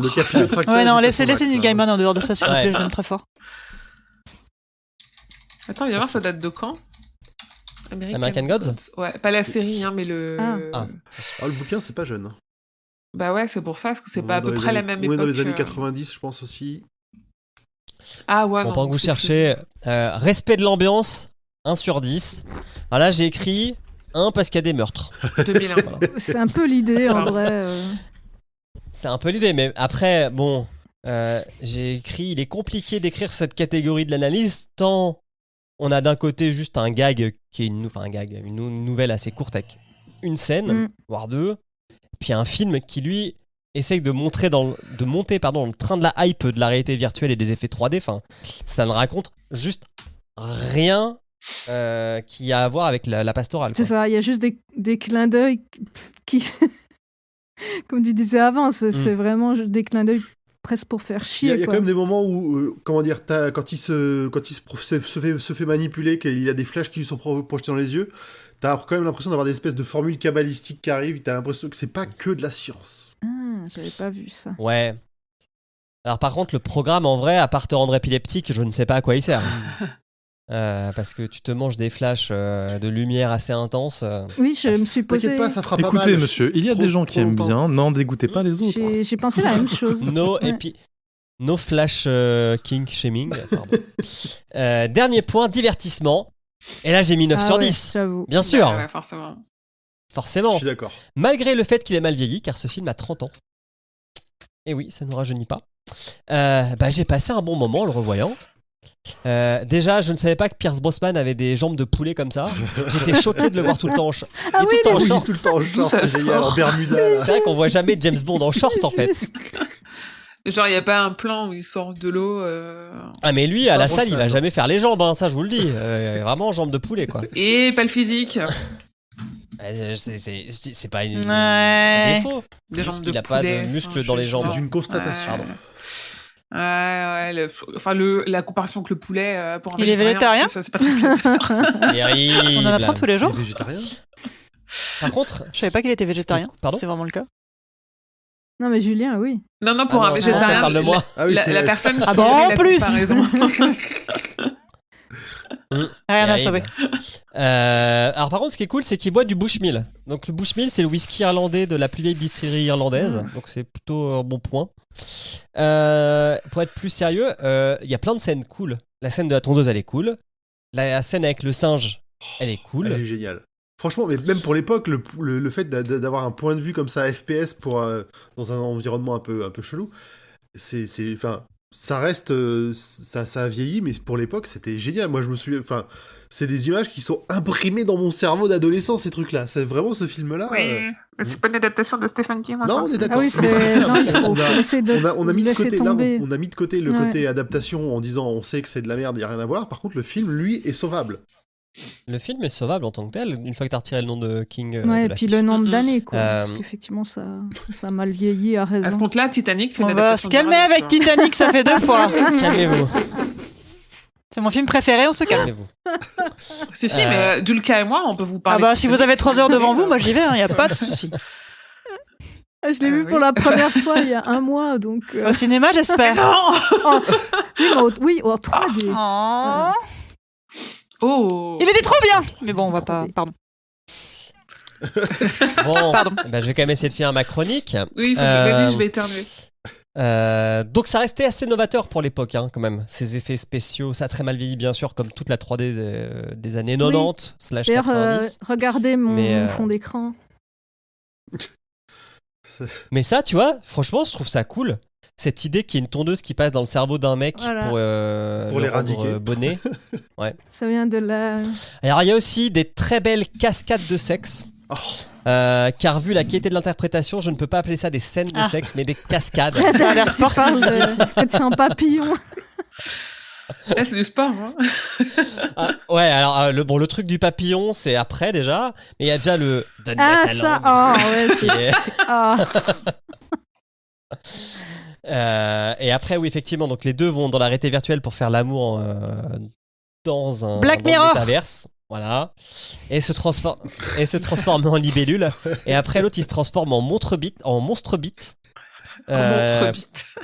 Ouais. Oui, Quand tu t'es corrigé, j'ai cru que ça allait être moins pire, putain. J'ai pas En fait, d'autres non. mots pour.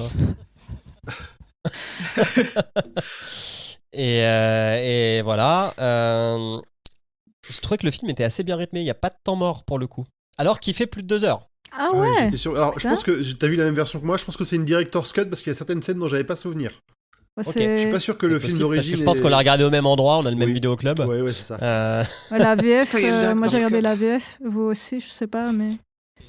Non, moi Ah. c'était. Alors j'ai regardé celui-ci en VO. Après, je parlerai de la Ouais. suite. Ce que j'ai vu en VF, Oui, parce que c'est... Didi, Ouais, c'est les... Didi dans le chat nous demande qui a osé regarder sa suite, mais on y vient. Mais bien sûr, Oui, bien sûr, en- on va tout regarder. En attends. VF, honnêtement, ça passe, c'est les doublages de l'époque, quoi, donc ça rajoute... Ouais, les Ouais. doublages dans les années 90, il y avait quand même des bons. des Ouais, bons- voilà, ça c'est... passait bien. au tout début, Ça il y a, marchait je sais bien. plus qui monte un escalier et c'est le...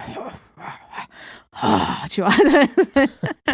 Bah voilà, c'est rigolo, quoi. Et en fait, bah, je trouve qu'il est assez inventif dans les différentes morts qu'il fait subir à ses ennemis Job. Job. Donc franchement, regardez-le, ça se regarde bien. C'est un bon film du samedi soir avec une Mm. bière. Et je me permets juste une petite note, c'est que Job... Mais permets-toi, on est chez nous ici. C'est que on a une référence biblique avec Bah oui. Job qui est le premier homme à faire un meurtre. Donc, ce qui est et qui a un rôle en fait de bouc émissaire qui correspond tout à fait à ce qu'il est dans le film, quoi. Parce qu'en fait, il est attardé au début, tout le monde le frappe, tout ça, et après il devient intelligent et bon, après c'est plus tellement meurtre, mais bref, il y a ce côté bouc émissaire qui. Moi, je note C'est que dès sympa. le départ, il a un brushing et des cheveux blonds chatoyants. Ouais, alors. Ils sont un peu tout crades, Oh, mais allez, tu quand sais même. qu'il aura des beaux cheveux, quoi. C'est On est vraiment en train de euh, discuter chatoyance. C'est un peu le glow-up classique d'Hollywood, Ouais. quoi. Ouais. Oh là là, qu'est-ce qu'il est Comme dans moche les pubs avec ses Coca. cheveux gras. Ah, mais tu sais, moi, Alors qu'il est gaulé comme un j'ai dieu. ouais, j'ai pas regardé les cheveux gras à ce moment-là, perso, mais Comme dans les pubs Coca, voilà. Jusqu'au bout. Mais je vais peut-être la regarder alors. tu peux, juste le début. C'est Ok. ça, il y a tous les trucs principaux. Hmm. Est-ce que Cowboy, du coup, Cyberspace, ça serait une adaptation de La Tour Sombre dans le métavers avec une tondeuse, avec Roland qui pousse une tondeuse à gazon? Il lance des pales de tondeuse. Alors, je note Putain, pour faire une théorie, ok. Avec Susanna qui lance des... Ok, c'est validé. Non, c'est plutôt un Ready Player One Wish. pour te donner un peu une idée dans quoi on met les pieds. Mais par contre, ils sont consistants dans le sens où ils ne respectent pas le premier film. Donc le premier film respectait pas la nouvelle et celui-ci respecte pas le premier film. C'est ça qui est bien. Bravo. Parce que un des trucs qui était cool dans le premier film, c'est un moment, Job intègre totalement l'espace virtuel et son corps il fait Il disparaît. C'est trop cool ça. En fait non, le corps il s'assèche. À la fin il reste une corps momifié dans l'espace de... Mais ça je trouvais ça trop cool. Et dans le 2 non. Il est dans le cyberespace, je sais pas comment appeler ça mais le 2 commence et on lui a juste amputé les jambes et puis il est encore là. Job, c'est ok. Oui, donc toute la fin. C'est pratique parce que ils ont dû lui changer le visage. Je sais pas si tu te souviens. Ouais, ça c'est bien pratique. Ils ont dû faire de la puisqu'il n'y a aucun acteur du premier qui est là. C'est volte-face en fait. Et par contre, j'ai trouvé que c'était très pervers parce que le gyroscope, ils lui font faire en chaise roulante. Et ça, c'est quand même pas cool du tout. Quoi. Je me suis dit, putain, ils torturent des personnes avec des difficultés, c'est pas bien. C'est pas bien. Chris qui nous dit les chroniques des adaptations plus longues que celles sur la nouvelle. Ouais, en effet. Et j'étais en train de me dire plus longues que les 12 minutes de Karim Debache qu'il a fait sur le film. Mais il y a des trucs à dire, je suis désolé. Alors, en enfer, je souffre. Alors déjà, celui-ci, je l'ai pas classé parce que à la fin, je pouvais plus le regarder. Autant le premier se regarde bien, autant celui-là, c'est très dur. Ouais. C'est une grosse purge. Je vous fais l'histoire courte. Donc ils ont sauvé Job. Il reprend son boulot à réintégrer un monde virtuel. Et après t'es genre 6-7 ans plus tard et t'es passé dans Blade Runner. Tu sais pas pourquoi. Mais le monde a changé, c'est Blade Runner. Et en fait le professeur lui il vit reclus dans un désert de Tatooine. Et ça fait avec ses petites dreads là et tout. Non, mais avec les ados des Goonies. Ouais. Et puis voilà. Et en fait, le but c'est d'aller casser la gueule à Job et encore une fois le déconnecter. C'est très moche, c'est l'enfer. Et je l'ai regardé en VF et voilà. Et le film a fait un four et c'est tant mieux. Ouais, oui, c'est ce que je me disais quand même. Tu l'as vu aussi, Grand Poil ? Bien sûr. Urde aussi ? Okay, putain, celui-là, ça a été dur. Hein. J'avoue celui-là, il est vraiment dur. Celui-là, je l'ai vu à l'époque aussi. Attends, je vous ai proposé de ce qui se passait derrière. Je vous ai proposé le lien officiel. Mais c'est ton cousin russe. Non, en vrai, non. Mais on aime souffrir. Non. Non, mais ne piratez même pas cette merde. C'est lui donner de l'importance. Non, mais personne ne le cite, t'inquiète pas, je pense qu'il est pas très bien oublié là. Et en plus, comment dire, il réalise la performance de paraître plus vieux et vieillir plus mal, alors qu'il est plus jeune. Bah, j'étais très étonnée quand tu m'as dit que le premier avait 30 ans, en fait, parce que j'avais l'impression que le 2 avait... était... vraiment 30 ans pour le coup. Ouais, c'est ça. Parce qu'en fait, la 3D est un peu meilleure, mais c'est des gens qui volent sur des fonds verts. C'est ça, ouais. Et du coup, ça rend pas bien du tout, quoi. Alors que dans le premier, il n'y a pas de fond vert. Oui. C'est vraiment que de la 3D. C'est juste de la 3D assez simpliste pour l'époque, mais très colorée. Hein, tu sens que quand même, il fallait mettre plein de couleurs. Ouais, en même temps, c'est le... Console 16 bits. C'est le cyberespace en même temps. Je vois pas la logique de mettre autre chose. Enfin, bref. Donc pour clôturer cette chronique, je vais juste vous dire où finit le cobaye dans le classement avec la note de 11 sur 30, ce qui est je pense sa véritable note. Il est juste au-dessus de la Tour Sombre et en dessous de Carrie 2002. Donc il est bottom 3. Voilà. Ce qui est je pense sa place dans l'échelle des adaptations. Non, ça va, c'est vrai. C'est legit. En oubliant que ça vient de King, c'est legit, mais... C'est compliqué. Et je voulais juste... quand on a dit le film à 30 ans, j'ai repensé, je me suis dit, mais du coup, Pierce Brosnan, quel âge il a, machin. Et tout à l'heure, on disait que Dean Norris, qui a joué dans Le Cobaye 1, il a aussi joué il fait déjà partie du Kingverse des adaptations parce que Under the Dome, la série. Et on a oublié de préciser que, donc on y est, Pierce Brosnan, il a aussi joué dans l'adaptation de Sekdos, qui s'appelle c'est Bag of Bones en VO et qui s'appelle La Maison sur le lac, qui est bien pour le coup, qui est signé Mick Garris, donc ça a les longueurs de Mick Garris, qui rappelons-le a fait Le Fléau et Shining, et qui est le plus fidèle des fidèles. qui en vrai se regarde plutôt bien. Ça date de 2011, donc ça a pas si mal vieilli que ça. Ça se trouve en DVD. En plus, ils l'ont ressorti en DVD en France.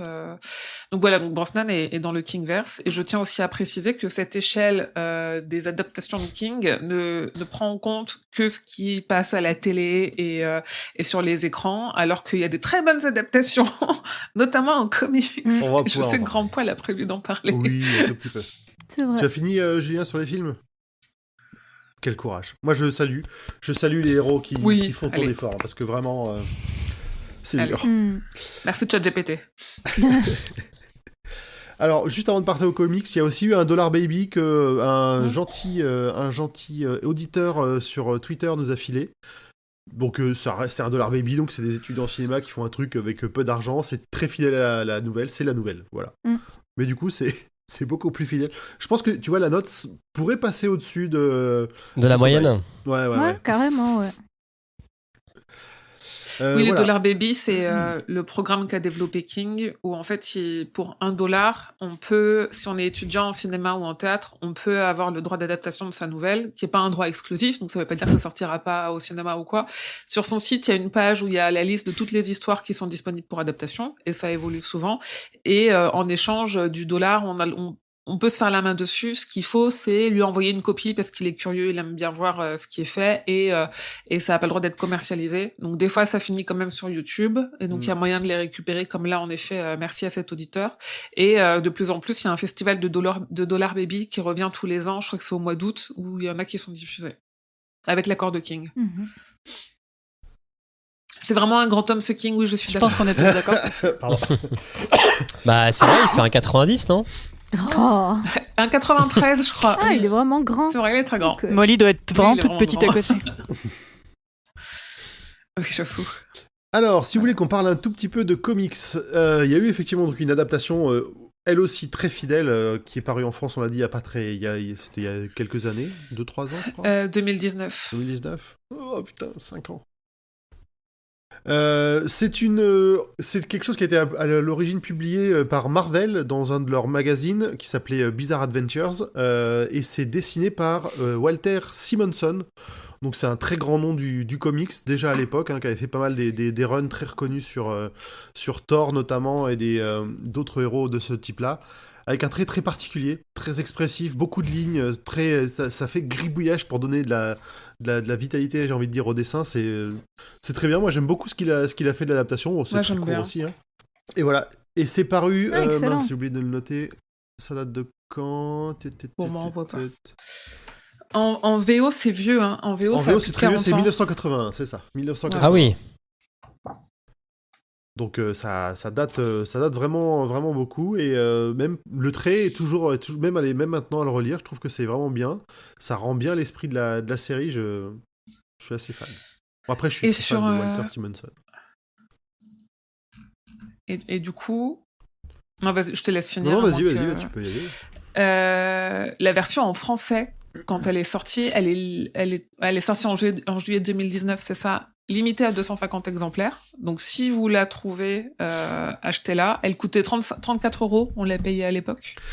Donc, à mon avis, si elle se revend, sachant que moi, je la vois pas passer, 250 exemplaires, c'est un truc que les gens revendent pas. Si vous la trouvez quelque part, achetez-la parce qu'à mon avis, elle va prendre de la valeur, notamment aussi parce qu'en plus, Grand Poil disait que c'est quelqu'un de connu qui est derrière. Petit conseil investissement, ça ne fait pas de mal. Oui, alors d'autant que quand elle a été publiée en VO, elle était pas complète parce que je crois qu'ils l'ont publiée parce qu'ils ont retrouvé des feuilles volantes. En fait, ils l'ont publiée un peu à l'arrache. Et quand ils l'ont publiée en français, ils ont récupéré la feuille qui manquait et c'est la première fois qu'elle est publiée en version complète. Cette histoire-là, dans la version française qui est sortie en 2019, en seulement 250 exemplaires. C'est con parce que moi je l'avais commandé et je l'ai jamais. Je me souviens. Ouais, je me souviens. Tu l'as jamais reçu ? Non. J'ai été remboursé et puis voilà. Ah. Et elle est scénarisée par King aussi. Je sais plus si tu l'as dit. Non, je l'ai pas dit, mais oui. Mais ça m'étonne qu'il manque des pages parce que je sais pas trop ce qu'ils ont pu rajouter parce que quand je le lis, j'ai lu la version VO de l'époque. Mais il y a tout. Je crois que la page c'est marqué fin. Ouais. Ah oui, oui, je l'ai lu. Ah non, je crois qu'elle avait été déjà publiée. En fait, elle avait été publiée une première fois en français, mais pas complète en français. Ah, c'est peut-être en France alors. Ah, oui. D'accord. Ouais. Ok. Je pense que c'est plutôt ça. Oui, parce que Genre en 2014. la version VO que t'as mis grand poil, je vois pas non plus quelle page aurait pu être. Non, je vois vraiment aucun contenu à rajouter par rapport à la Ouais. nouvelle. Et vu la fidélité de l'adaptation, juste que les textes sont les mêmes que la version originale. D'ailleurs, autre truc que j'ai noté, je sais pas si ça vient de la trad, dans la nouvelle, le jardinier a un nom, il s'appelle Caras, Ah oui. qu'on Ouais, n'a je crois pas que dans c'est la une nouvelle. Liberté, ouais. Et ça, je sais pas. Parce que c'est comme ça, enfin, c'est en lisant du coup cette version VO que je me suis dit, tiens, en français, ils ont encore chié des trucs. Alors, bonne question. Et voilà, c'est tout ce qu'il y avait à dire. Vous pouvez le trouver assez facilement, je pense. La VO, en tout cas, pour y jeter un coup d'œil, c'est toujours un trait que moi j'aime beaucoup.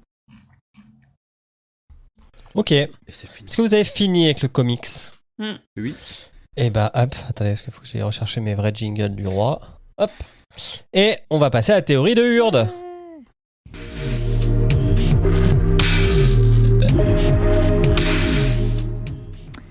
Alors, comme on disait avant, moi j'ai pris de très grandes libertés sur la mythologie, donc on pourra en reparler après. Écoute, on vient du cobaye, alors Oui, ça ira. c'est exactement ça. En finissant de lire cette nouvelle, j'ai pensé directement à un lien entre les tondeuses à gazon et le multivers quantique d'Internet. J'aurais bien aimé en fait, mais non. J'ai versé une larme et vu toute ma vie de théoricienne défiler devant mes yeux. Haha, non. Le dieu Pan s'ennuyait fermement. Il n'avait plus rien à garder. En effet, il est censé s'occuper des troupeaux, mais il avait bouffé toute sa ménagerie. Quel idiot, se dit le dieu aux pattes de bouc. Il faut que je m'y remette. C'était drôle de torturer, éviscérer et manger mes ouailles, mais là... Il écrit une petite annonce dans le monde des dieux. Cherche coéquipier pour recréer une pastorale. Le petit manuscrit s'écrit tout seul, puis pfout, il disparaît. Il arrive dans le monde virtuel... Non, je plaisante. Circé le contacte, elle a le don de métamorphoser les humains. Et j'aimerais bien aller sur Terre, ça fait longtemps. Toi, fais ce que tu veux. Pan lui propose de punir les humains qui négligent leur gazon, leur pastorale, et de les transformer. Circé valide, sauf qu'elle ne veut pas les transformer tout de suite. Que dirais-tu que je les ensorcelle pour qu'ils se nourrissent d'herbes? Comme des hommes porcs. Quelle idée merveilleuse, répond Pan. Et c'est ainsi que des humains porcs ou porcs humains, au choix, vinrent tondre les pires gazons. Ils sont punis en mangeant les déchets, comme ils avaient été des porcs en ne s'occupant pas de leur gazon. Et pour ceux qui voient les humains porcs, 2 solutions. Se faire ensorceler et métamorphoser ou être dévorés vifs. Circé s'amusait comme une petite folle. Une fois leur première torture effectuée, elle transformait les humains porcs une dernière fois, avant de les envoyer à Pan. Et Pan, lui, était bien heureux, même quand Circé lui envoya un groupe de girafes. Quelle rigolote quand même, pensa Pan en flamand dans sa pastorale. Et voilà. Merci Hurde. Je vous en prie. C'est cool. C'était cool, c'était très cool. Alors, je vous propose de parler d'abord de, comme on disait avant, la pastorale, parce que moi, je ne savais pas. Donc, en gros, c'est le travail de la terre, c'est tout ça. Donc, déjà, quand j'ai vu ça, ça a donné beaucoup plus de sens à la nouvelle. Et si vous avez d'autres références, hein, vous le dites, parce que moi, honnêtement, j'ai volontairement parcouru en vitesse. Ouais, non, pas beaucoup plus. Les faunes, alors, c'est pas exactement des satires. Normalement, c'est pas vraiment la même chose. Donc, les représentations d'origine, ils ont pas forcément des sabots fourchus, des pieds fourchus. Mais au fur et à mesure, ils se mélangent avec les satires qui sont plutôt grecs. Et les faunes, c'est plutôt dans la mythologie romaine. C'est ça, exactement. Oui, parce qu'à chaque fois, en plus, t'as les deux. t'as les deux trucs. Donc en fait, Pan, il s'occupe des troupeaux. C'est une sorte de berger. Donc voilà pourquoi je lui ai donné ce rôle-là. Et comme tu disais, c'est pas forcément un satyre. Il n'a pas forcément aussi les pattes. C'est pour ça que pour moi, il n'a pas de pattes dans ce rôle-là. C'est plus les humains qui ont les pattes parce qu'ils se font transformer. Enfin, voilà. Et Circé, en fait, c'est une déesse qui peut justement métamorphoser les humains, mais plutôt, je sais plus en. Si, alors c'est en mouton, un cochon. Un cochon dans le. Ouais. Non, c'est le cochon avec Ulysse. Ah oui, voilà, il y avait un bail, mais je me souvenais et plus. tout son équipage. Sauf Ulysse, parce qu'Ulysse est très intéressant qu'elle a envie de se l'envoyer. Oui, bah après. Il y a un bouquin qui a été écrit par Madeline Miller sur Circé de son point de vue, du point de vue de Circé pendant toutes les aventures qu'on peut retrouver dans la mythologie, qui était vraiment cool. Oui, c'est très intéressant Circé en plus. Ok. Ah, donc du coup, j'ai essayé de trouver un peu une logique à tout ça. Honnêtement, c'est pas la meilleure théorie que j'ai faite, mais c'était un peu difficile. Mais surtout... c'est pas grave. Bah, il y a pas de pas meilleur pour toi, mais peut-être pour d'autres personnes. Ouais, c'est ça. Ou alors j'aurais dû faire un truc rigolo, style Shaninja, mais là, je vous avoue que maintenant, je suis un peu. Non, mais les hommes portent. Non, c'est raccord avec la mythologie, oui, en plus, ça fonctionne. J'ai pensé à Mononoke, moi, tu vois, ça m'a direct fait tilt. Ah oui. Donc, Chihiro. South Park. Chihiro, pardon. L'humour sport. Ah oui, et je me suis demandé si t'allais faire la ref à South Park, mais oui, mais peut-être t'as pas la ref, c'est l'homme sport, l'homme mi-homme. Et mi-ours derrière, comme dans Camelot. Oui, il y a 3 moitiés, oui. Ouais. Et c'est une créature qui fait très peur. Exactement. Donc voilà, mais c'est vrai que le premier truc pastoral, moi je savais pas ce que c'était, et quand j'ai vu ça, j'étais là, ah, et après en continuant, j'étais là, oui, effectivement, il y a une espèce de logique des dieux, déesses, machin, quoi. Donc voilà, j'ai terminé, je vous remercie. Eh ben, merci beaucoup, Urde. Nous allons passer aux questions des auditrices. Petit jingle.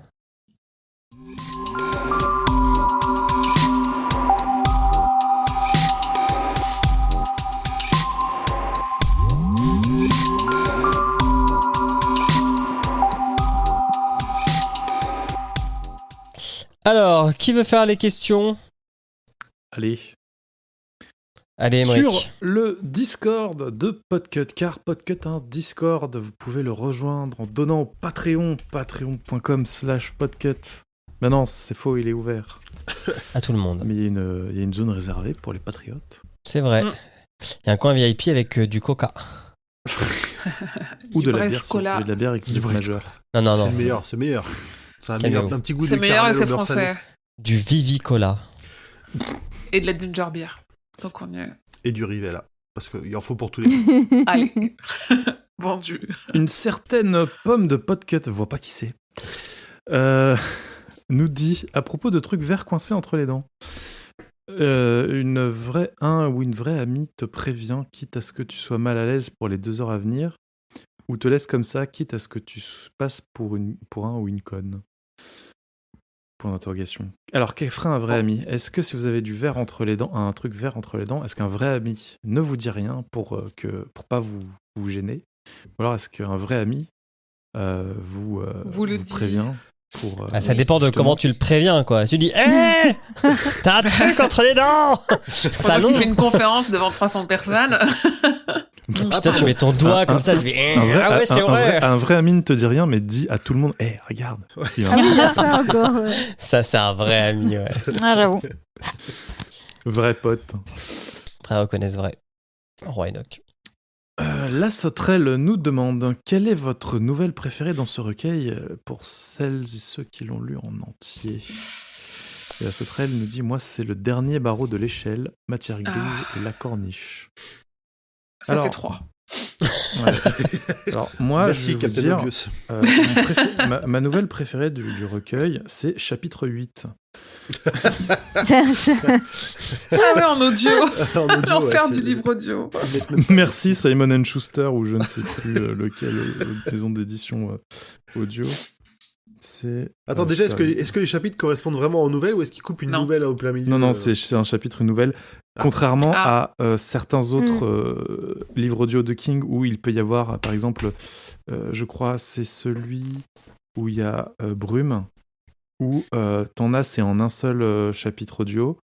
Et d'autres éléments de trucs où c'est découpé en 3 chapitres audio parce que la nouvelle en elle-même était découpée en chapitres et du coup ils ont fait un chapitre audio par chapitre de la nouvelle, mais du coup comme c'est pas noté quel est le titre de la nouvelle ou le titre du chapitre, c'est l'enfer. Mais voilà. Ah non, c'est les enfants du maïs. T'as préféré? Bah, dans ce qu'on a lu pour le moment, oui, je pense. Ouais. Le radeau était cool aussi. Alors, le radeau est archi cool. Il y a le radeau dedans. Pour moi, c'est radeau, du coup, pour l'instant. Il n'y a pas le radeau dedans, si? Non. Ah non, il n'y a pas le radeau. Alors, c'est les enfants du maïs. Il semblait qu'il n'était pas dans celui-là. Non, ce recueil est vraiment très bon, c'est difficile d'en prendre une. Putain, ouais, j'étais en train de relire, il y a quand même une sale grippe qui est dans l'univers du fléau, un dernier pour la route, celui qui gagne. Incroyable. Je l'ai relu hier avant de dormir, j'étais pas bien.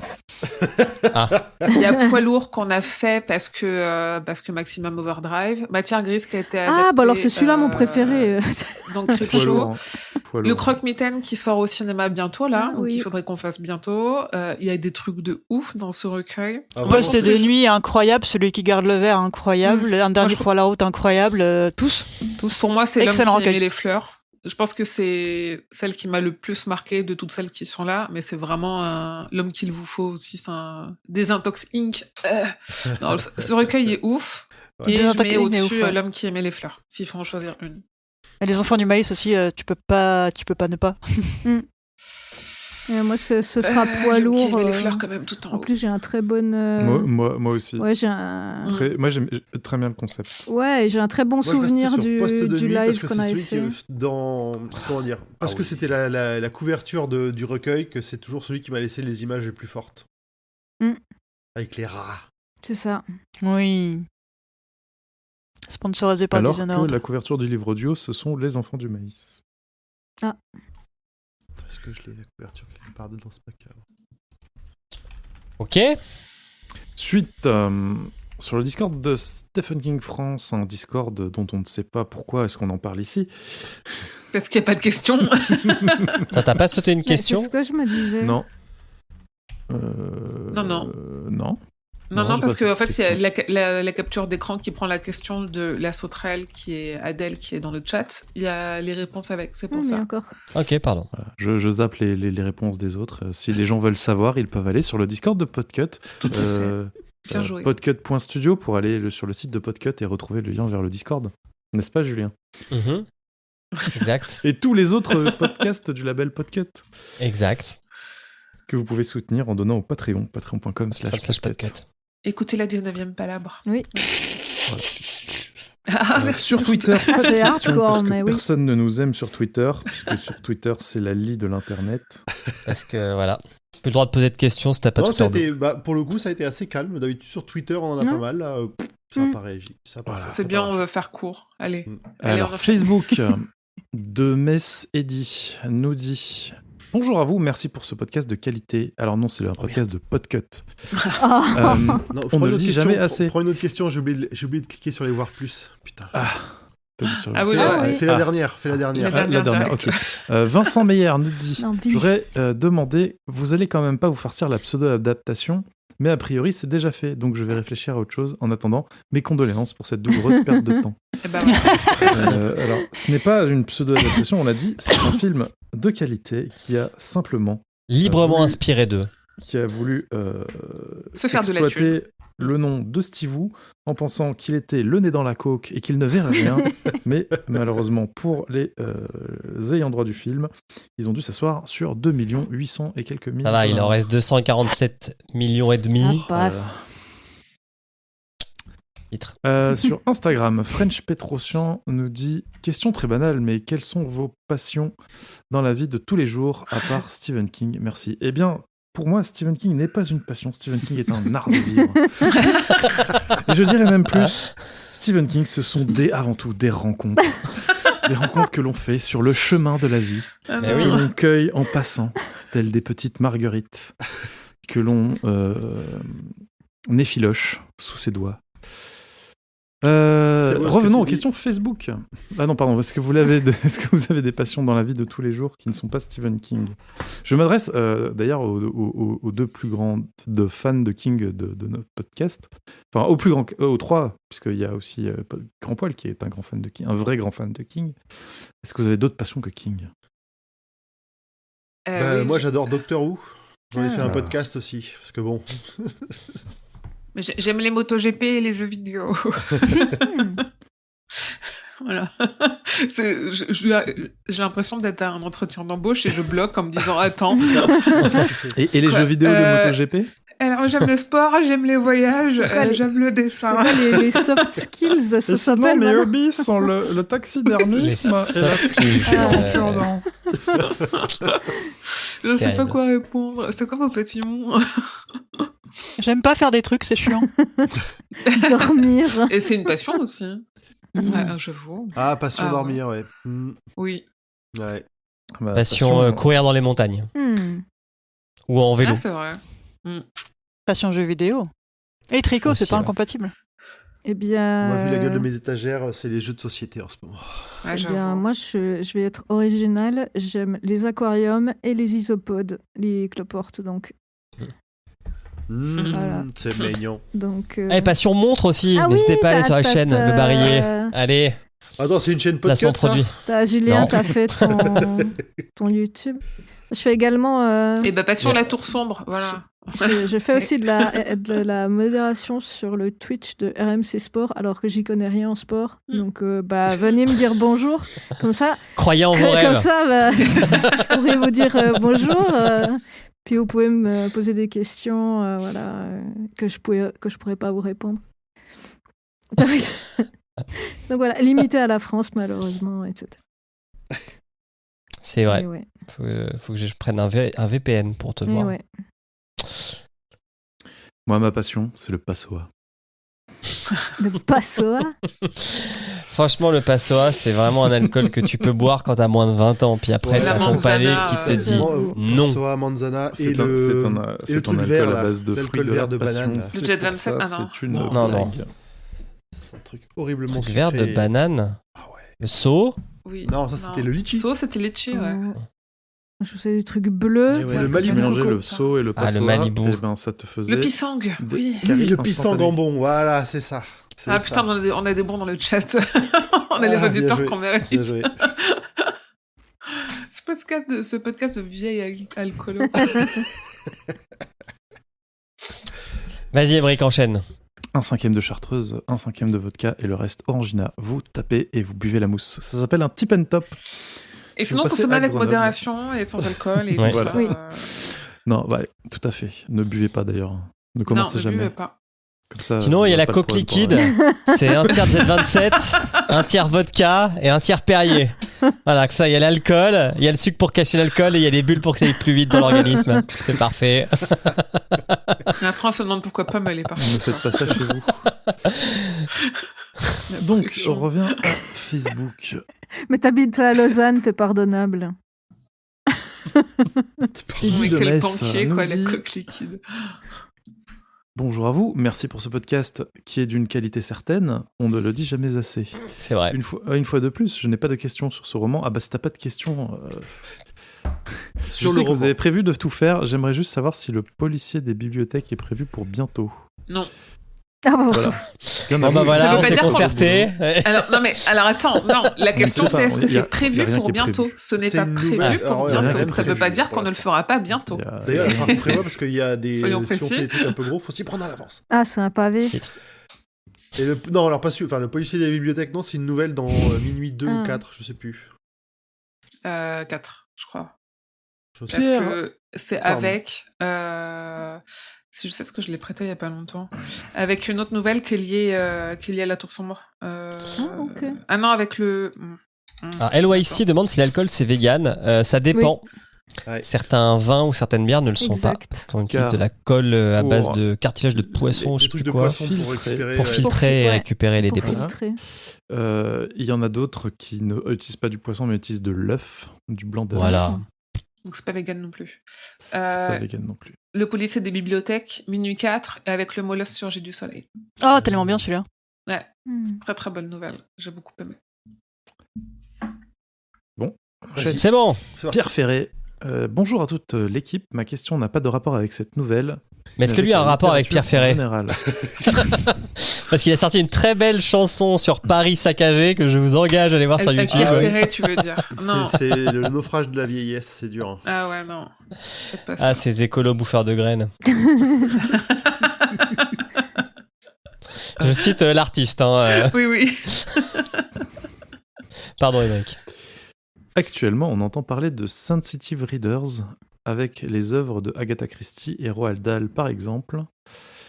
Quel est votre ressenti sur cette méthode de réécriture ? Merci d'avance pour votre réponse et pour votre podcast. Ça pourrait être vraiment le vrai Pierre Ferré qui pose cette question, hein. Faites attention. Avec les Wokies. Tu confonds avec Pierre Ferré. Mais c'est quoi ? En fait, c'est des... En ce moment, il y a de la réécriture de livres, notamment Agatha Christie et Roald Dahl, pour enlever des mots qui pourraient être offensants, oppressants. C'est pas qu'ils pourraient, c'est qu'ils sont offensants pour certaines personnes. Oui, ils l'ont fait pour je savais pas pour Agatha Christie. Il y a des choses... Pour le titre, non ? Bah, le titre... les Dix Petits Nègres, il a été changé. C'était un titre français qui avait aucun rapport avec le titre originel. Donc, ok, d'accord. Ça, effectivement, ils peuvent le faire. Enfin, vraiment, ça m'en touche une sans faire bouger l'autre. Voilà. Oui. Dans Roald Dahl, c'est dans Charlie et la chocolaterie ou pour un autre, je sais plus. Non, c'est Charlie, je crois. Hein. Ouais, il y a le mot, enfin gros est remplacé par énorme parce que gros, ça peut être utilisé comme insulte et c'est grossophobe. Je vois pas la différence entre énorme et gros, là, par exemple. Énorme, ça peut être... Je pense que je sais pas. je me demande si, enfin, parce que j'ai pas creusé le truc, mais je me demande si c'est pas plutôt côté États-Unis où c'est fat et remplacé par big ou un truc comme ça. J'ai pas cherché, j'ai pas creusé. Non, c'est les traductions françaises, il me semble. C'est la traduction française seulement qui. Il y a des trucs aussi où ils se foutaient des perruques des personnes âgées, je sais pas quoi, et que ça passait pas trop dans le contexte, et du coup vous avez réécrit une partie du dialogue pour pas que ça soit pas stigmatisé une certaine catégorie de personnes. En fait, il y a sur ce sujet de gros et énorme, alors je suis pas sûre que ce soit l'objet de ce podcast d'ouvrir un débat sur en effet ces sujets-là. Moi je suis très sensible et je me dis si ça fait du mal à des gens, il faut que ce soit corrigé. Après, il faut toujours remettre les choses dans leur contexte. Sur le sujet de gros et énorme, il faut quand même dire que gros n'est pas une insulte et que, alors moi je le dis en tant qu'ancienne grosse et je le dis aussi parce que j'ai des amies grosses qui m'en parlent et t'as bien perdu. Oui, hein. et puis pardon. Et encore de la marche. Et je voudrais, et notamment Marie de Brouwer, qui est une influenceuse que j'aime beaucoup. Elle en parle énormément. Je vous invite à aller voir son Instagram. Elle a sorti un livre qui s'appelle Ne jamais couler, enfin un roman graphique qui s'appelle Ne jamais couler, qui parle un peu de la grossophobie et que, en effet, ne pas désigner les personnes parce qu'elles sont ou utiliser le mot qui les désigne pour les insulter, c'est là en l'occurrence dire gros en l'insultant et de dire bah elle est un peu enveloppée, elle est un peu forte, elle est ronde, machin.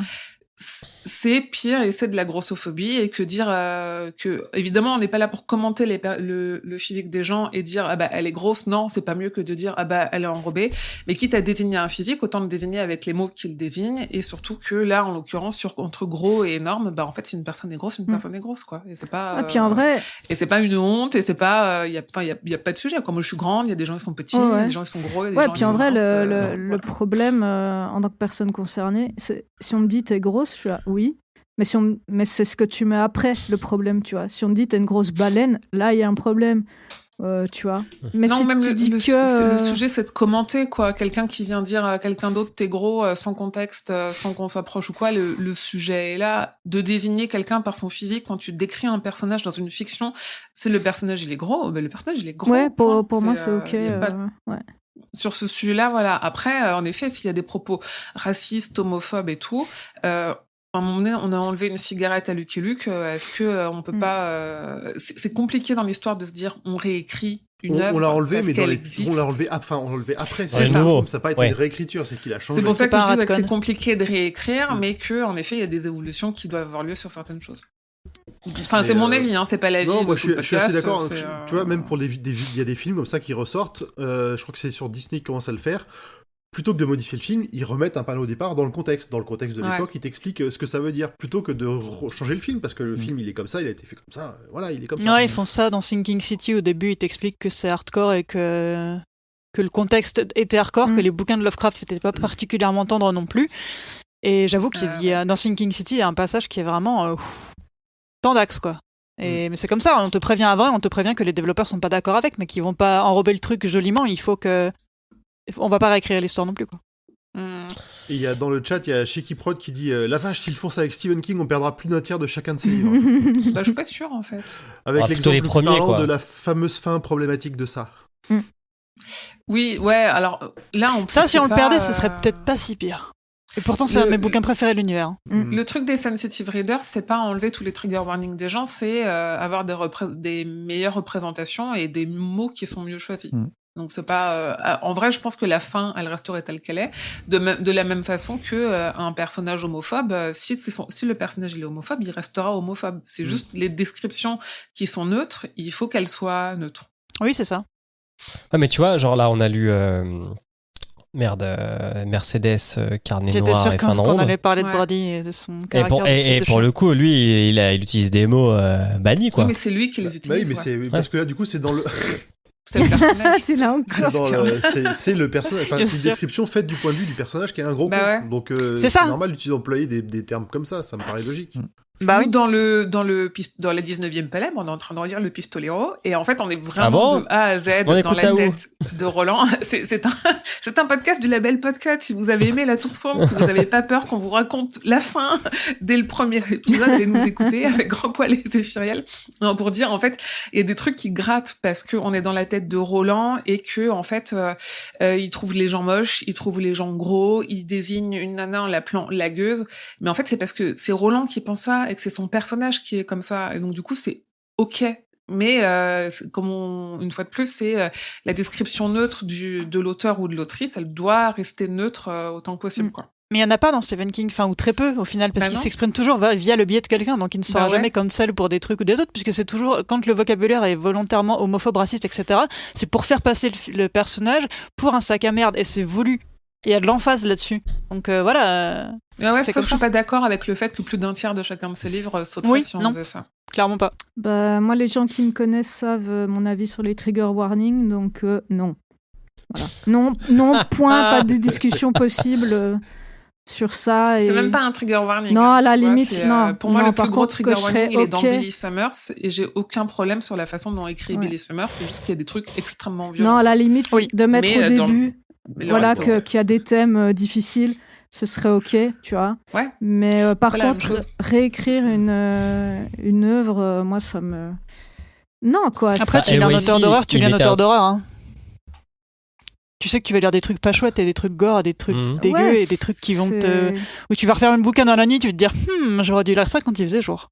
Ouais, c'est ça, mais pour moi c'est hors de question, quoi. Il y a un autre truc aussi qu'a cité LYC, c'est est-ce que tu peux le faire avec des artistes morts? Ou parce que tu vois, enfin c'est un. Bah si le texte est tombé dans le domaine public, c'est tant pis pour eux. Non, pas dans ce sens. Les ayants droit toucheront pas du fric. Mais toi, est-ce que ça trahit la pensée de l'auteur? Dans ce sens-là. Parce que peut-être que l'auteur était un connard. Il a écrit un super livre, mais peut-être que lui-même était un con. Et que regarde Lovecraft. Lovecraft. Regarde Lovecraft. Ça, c'est encore c'est encore un autre débat. Regarde Louis Ferdinand. Oui, et ce qui est aussi un autre débat et qui avait un peu ouvert ce sujet-là, c'est que, en fait, sur Agatha Christie, le problème, c'était plus les traductions que vraiment ces versions. Quoi. Moi, je suis pour refaire les traductions. On l'a vu dans des œuvres de King, il y a des commentaires qui deviennent sexistes et limite pédophiles, qui n'ont pas cette intention-là en VO. Donc, il y a aussi bizarrement, une traduction française qui insiste sur la pédophilie et le sexisme. C'est étonnant. Ça retourne dans un pays qui a un problème à ce niveau. N'hésitez pas à aller écouter Agatha Christie, un podcast du label Podcut. Oui, sur Agatha Christie, un très bon podcast qu'on laisse. Non, mais il faut sur la trad, alors là, je serais OK. Si la trad fait n'importe quoi, là, il faut que... Engagez-moi, je suis traductrice et j'ai pas de boulot en ce moment. Mais en vrai, remettre les choses en contexte historique. En contexte historique, c'est très important, toujours. Faut pas censurer les bouquins du moment qu'ils sont remis dans leur contexte et qu'il y a au moins une explication quelque part, un avant-propos, ou je sais pas, quelque chose, pour pas donner au lecteur un truc Pardon ? Une préface. Ouais, voilà. Une préface de l'éditeur qui dit cette personne était un déchet humain, mais il faut remettre les trucs en contexte. Ouais, puis après, on pourra jamais empêcher à certaines personnes d'être idiotes et comme pour toute forme de divertissement, pas se rendre compte que un divertissement est une fiction et de prendre les choses pour argent comptant et de les intégrer telles quelles et de pas les repasser à la moulinette de. Tu pourras jamais contrôler comment ils le prennent. Ouais, ça c'est extrêmement compliqué. Attends, Éric Zemmour fait des livres, est-ce qu'on a vraiment besoin de réécrire? Oh, le point Éric Zemmour, on l'a pas vu venir. Il a volé. D'habitude, c'est Jules. Non, attends, je suis bibliothécaire. J'ai un jingle pour toi. C'est honteux. Voilà. Non, mais attends, je suis bibliothécaire et je me tape des bouquins de lui dans la bibliothèque sous le couvert de liberté d'expression, donc je pense qu'on peut foutre la paix à Roald Dahl. C'est le 3e amendement. Mais tout en haut d'une étagère, très loin, tu prends. Mais non, mais j'ai voulu les désherber, j'essaie de les pousser dans la réserve, et je crois que j'ai réussi d'ailleurs. Je crois que maintenant ils sont plus en rayon. Ah oui, Adèle nous dit les notes de traduction au fil de la lecture fonctionnent très bien pour ça, l'avant-propos n'est pas toujours lu. Ouais, je suis assez d'accord. C'est vrai. Je suis le premier à zapper ce truc-là. Non, je veux l'histoire. Bah non, allez, encore 20 minutes et on fera 2 heures. 2 heures. Non, j'ai dit que je coupe à 23h, je m'en fiche. Oui. Alors, vas-y, je te remplace. Dernière question. Donatella le prêtre nous dit: bonjour à tous, dans la mythologie, Pan n'a pas de lien direct avec Circé, mais pensez-vous que c'est elle qui transforme des humains en créatures mangeuses de pelouse et de taupes? D'ailleurs, cette scène me fait penser à l'excellente série V. Merci pour votre merveilleux podcast et longue vie au roi Steven. Moi, ça m'a fait penser à True Blood. True Blood d'ailleurs, qui est aussi une série de télé qui adapte un. C'est la 2e saison, non? Un peu comme ça. Et qui dérive fortement dès la 2e saison, qui n'a pas du tout lieu dans le roman, dans la série de romans.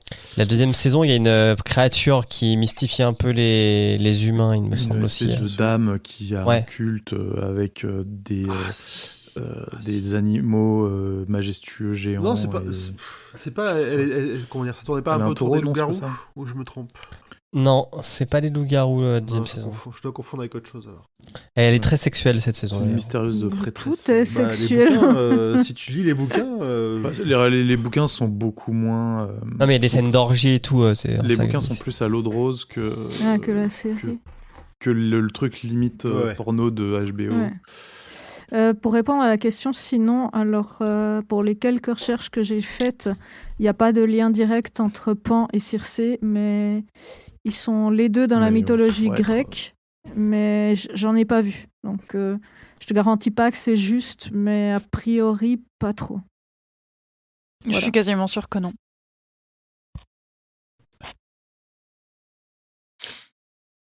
Oui. La mythologie grecque à l'américaine où tu mets tout dans la même sauce et. Oui, ou. C'est déjà assez compliqué la mythologie grecque en elle-même. Hein. Voilà, tout à fait. Ou alors, tu peux faire comme les mangas, tu mélanges tout, t'en as rien à foutre et finalement c'est sympa, tu vois. Donc. Après, il est pas dit que Circé et Pan soient liés, c'est juste qu'il dit par Circé tout le temps parce que c'est une déesse. Voilà quoi. Et c'est pas dit que les deux soient liés.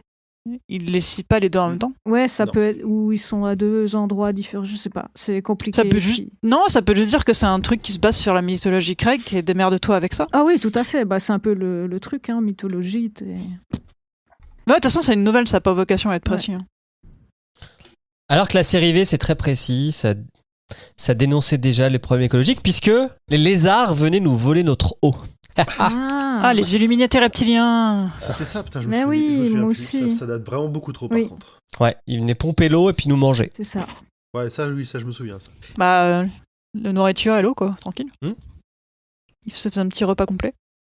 Je crois qu'on a fini les questions. On a fini. On a fini alors? Oui.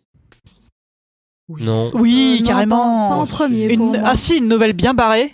Alors, dans tous les cas, moi j'ai envie de dire, bon, alors ça a été peut-être un peu mon cas, mais Danse Macabre, c'est un recueil génial de nouvelles pour commencer le Viking. Parce que là, tu vas avoir beaucoup de trucs dégueulasses, parce que là, pour moi, Danse Macabre, c'est un peu l'image du sale shaking. Ouais. C'est un peu ça, ouais. Quand tu vois c'est gratos, c'est violent. Avec les Bachmann à côté, tu peux te dire, effectivement, si toutes ces nouvelles sont sorties à peu près à la même période, il y a une raison pour laquelle on l'a appelé le maître de l'horreur au départ. Le recueil, oui, cette nouvelle, non. Exactement. Votez pour moi. Votez Malherbiste. Je vote. Ah bah voilà. En on a général, fait- un recueil de nouvelles, c'est le meilleur moyen de découvrir un auteur parce que tu ne t'engages pas sur un récit qui est trop long et tu peux voir à peu près vers où il va sur divers sujets et sur diverses histoires. C'est plutôt pas mal. C'est comme ça que j'ai découvert Neil Gaiman. Je recommande cette manière de découvrir un auteur. Ok. Et pourquoi Ouais, pas la après, pastorale C'est un peu complexe quand tu vois les romans que fait King. Je sais pas si c'est la meilleure façon de le découvrir, de rentrer par une nouvelle ou un recueil de nouvelles. Parce que quand il est long, il peut être très long et vraiment à l'inverse complet de ce qu'il fait dans ce type de nouvelles. Mais en tout cas, c'est une... Ouais, mais il gère les deux, façon donc de tu vois découvrir si une t'adhères au facette. style ou pas, quoi. Ça La manière dépend qu'il a de raconter. du style de lectrice que tu es. De toute façon, il Tout à y fait. a une histoire de King pour chaque lecteur et chaque lectrice. Mais tu... Et on vous Eh trouvera Mais laquelle. tu as des auteurs qui sont mauvais en nouvelles et bons en roman ou l'inverse. Enfin, l'inverse, ça c'est sûr. Mais c'est une vraie question hein, pour le coup. Est-ce que Graham Masterton est bon en nouvelle parce qu'il est très mauvais en roman? Ah ouais. Je l'aime beaucoup, mais putain, J'ai pas rate quoi. entendu. Graham Masterton, est-ce qu'il Ah oui. est-ce qu'il a fait des nouvelles et il en a fait, est-ce qu'elles sont bonnes parce que ses romans sont affreux? Je l'aime beaucoup. Oh, il y a mais quelques fou. romans qui sont marrants quand même. Terrible. Le portrait du mal est cool. Le portrait du mal, il est cool. Le portrait du mal, je l'ai pas lu, je l'ai offert à mon frangin, je vais essayer de le récupérer. C'est celui qui a inspiré de Lovecraft, comment il s'appelle? Avec Bron Jenkins dedans. Oh, je sais plus. De nom, je me souviens de Tengu. Il y Euh, a des gens qui se mettent. Ah, des trucs Tengu, dans il est les d'une oreilles. violence, Tengu, pourra. Attends, J'ai comment pas il vu s'appelle le l'autre là? Apparition, il s'appelle. Oui. Il est incroyable, Apparition, mais alors, t'en as un qui est bon et t'en as 5 achetés, quoi, c'est terrible. Mhm. Le démon des morts, excellent aussi, mais derrière, je peux t'en nommer 5 qui vont être nuls à chier. Ok. Et Démence aussi, Mhm. incroyable. Mais non, bon, ok, c'était gratos le tacle Masterton, je retire. C'est un style particulier, Masterton. On Oui. est presque dans le torture porn. Hein. Mais de ouf, et puis dans le porn tout court aussi. Hein. Il y a les deux, Lui hein. aussi. C'est Oui, vrai qu'il y a un peu. terrible. Bref, lisez Clive Barker à côté. C'est Oui. ce que j'ai à dire. Les Neil très bien, Gaiman. Clive Barker. Neil Gaiman est très cool. Très Et bien. Neil Gaiman, ouais, tout à fait, Neil Gaiman. On peut y aller. Ok, Roland, on active, c'est bon. Ouais. Ah bah au revoir. On a fini. Allez, salut, merci. Et bonsoir. Bah si, Ah tu l'as déjà oui. dit.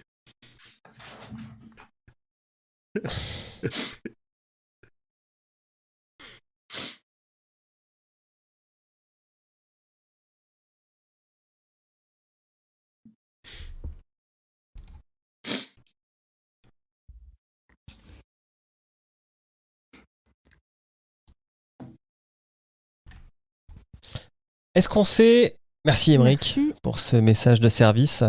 Est-ce qu'on sait quelle sera notre prochaine Non, pas encore. nouvelle? Pas encore, hein. Sauf si quelqu'un a envie de faire des résumés, ça peut être. Je pense qu'on va refaire une petite nouvelle que je ferai très vite et comme ça on se choisira un roman pour la suite.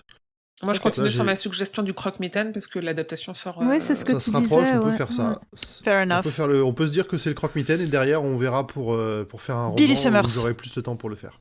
Oui, parce que là, il y a les fêtes et tout. C'est compliqué. Bon, on décide en séance, croque-mitaine. Allez, A les priori, mains. croque-mitaine. Ouais, ça vous va? Être jugé. Allez, adjugé vendu. Ça, c'est une réunion qui se déroule comme prévu. Sans Et on accro. aime ça. Allez, il À est la Podcast 22h56. Company, il est 22h56. Nous vous remercions dans le chat Twitch Merci à d'être resté toutes et jusqu'au à bout. Hein. tous. J'avoue. Merci beaucoup. Urde, merci Merci. Émilie, merci Grand Poil, merci Dulka, merci Émeric, merci Julien. Merci à Oui, vous. merci Dorian, c'est trop cool. Et on se dans un retrouve mois. dans un mois sur Twitch.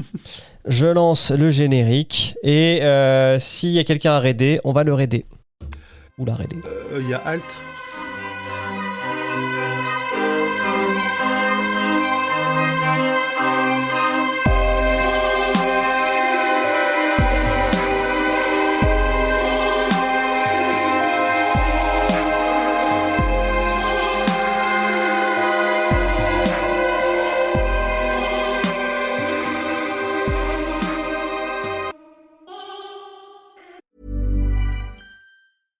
Si je te dis argent, qu'est-ce qui te vient à l'esprit immédiatement ? Peux-tu me raconter ton souvenir d'enfance le plus marquant lié à l'argent ? C'est en partant de ces deux questions toutes simples mais pourtant pas si anodines que je commence chaque épisode d'Histoire d'argent, le podcast où je fais parler les gens de leur rapport à l'argent. Histoire d'argent a été sélectionné par ACAST pour vous être recommandé. 3 vendredis par mois, on passe en revue, on discute, on analyse le rapport de mes invités à l'argent, combien ils gagnent, comment ils le gagnent et leur psychologie de l'argent. Après plus de 50 épisodes, je peux vous l'affirmer haut et fort que l'argent est un tabou encore plus fort que le sexe. À très vite dans Histoire d'argent, dispo dans toutes les applis de podcast.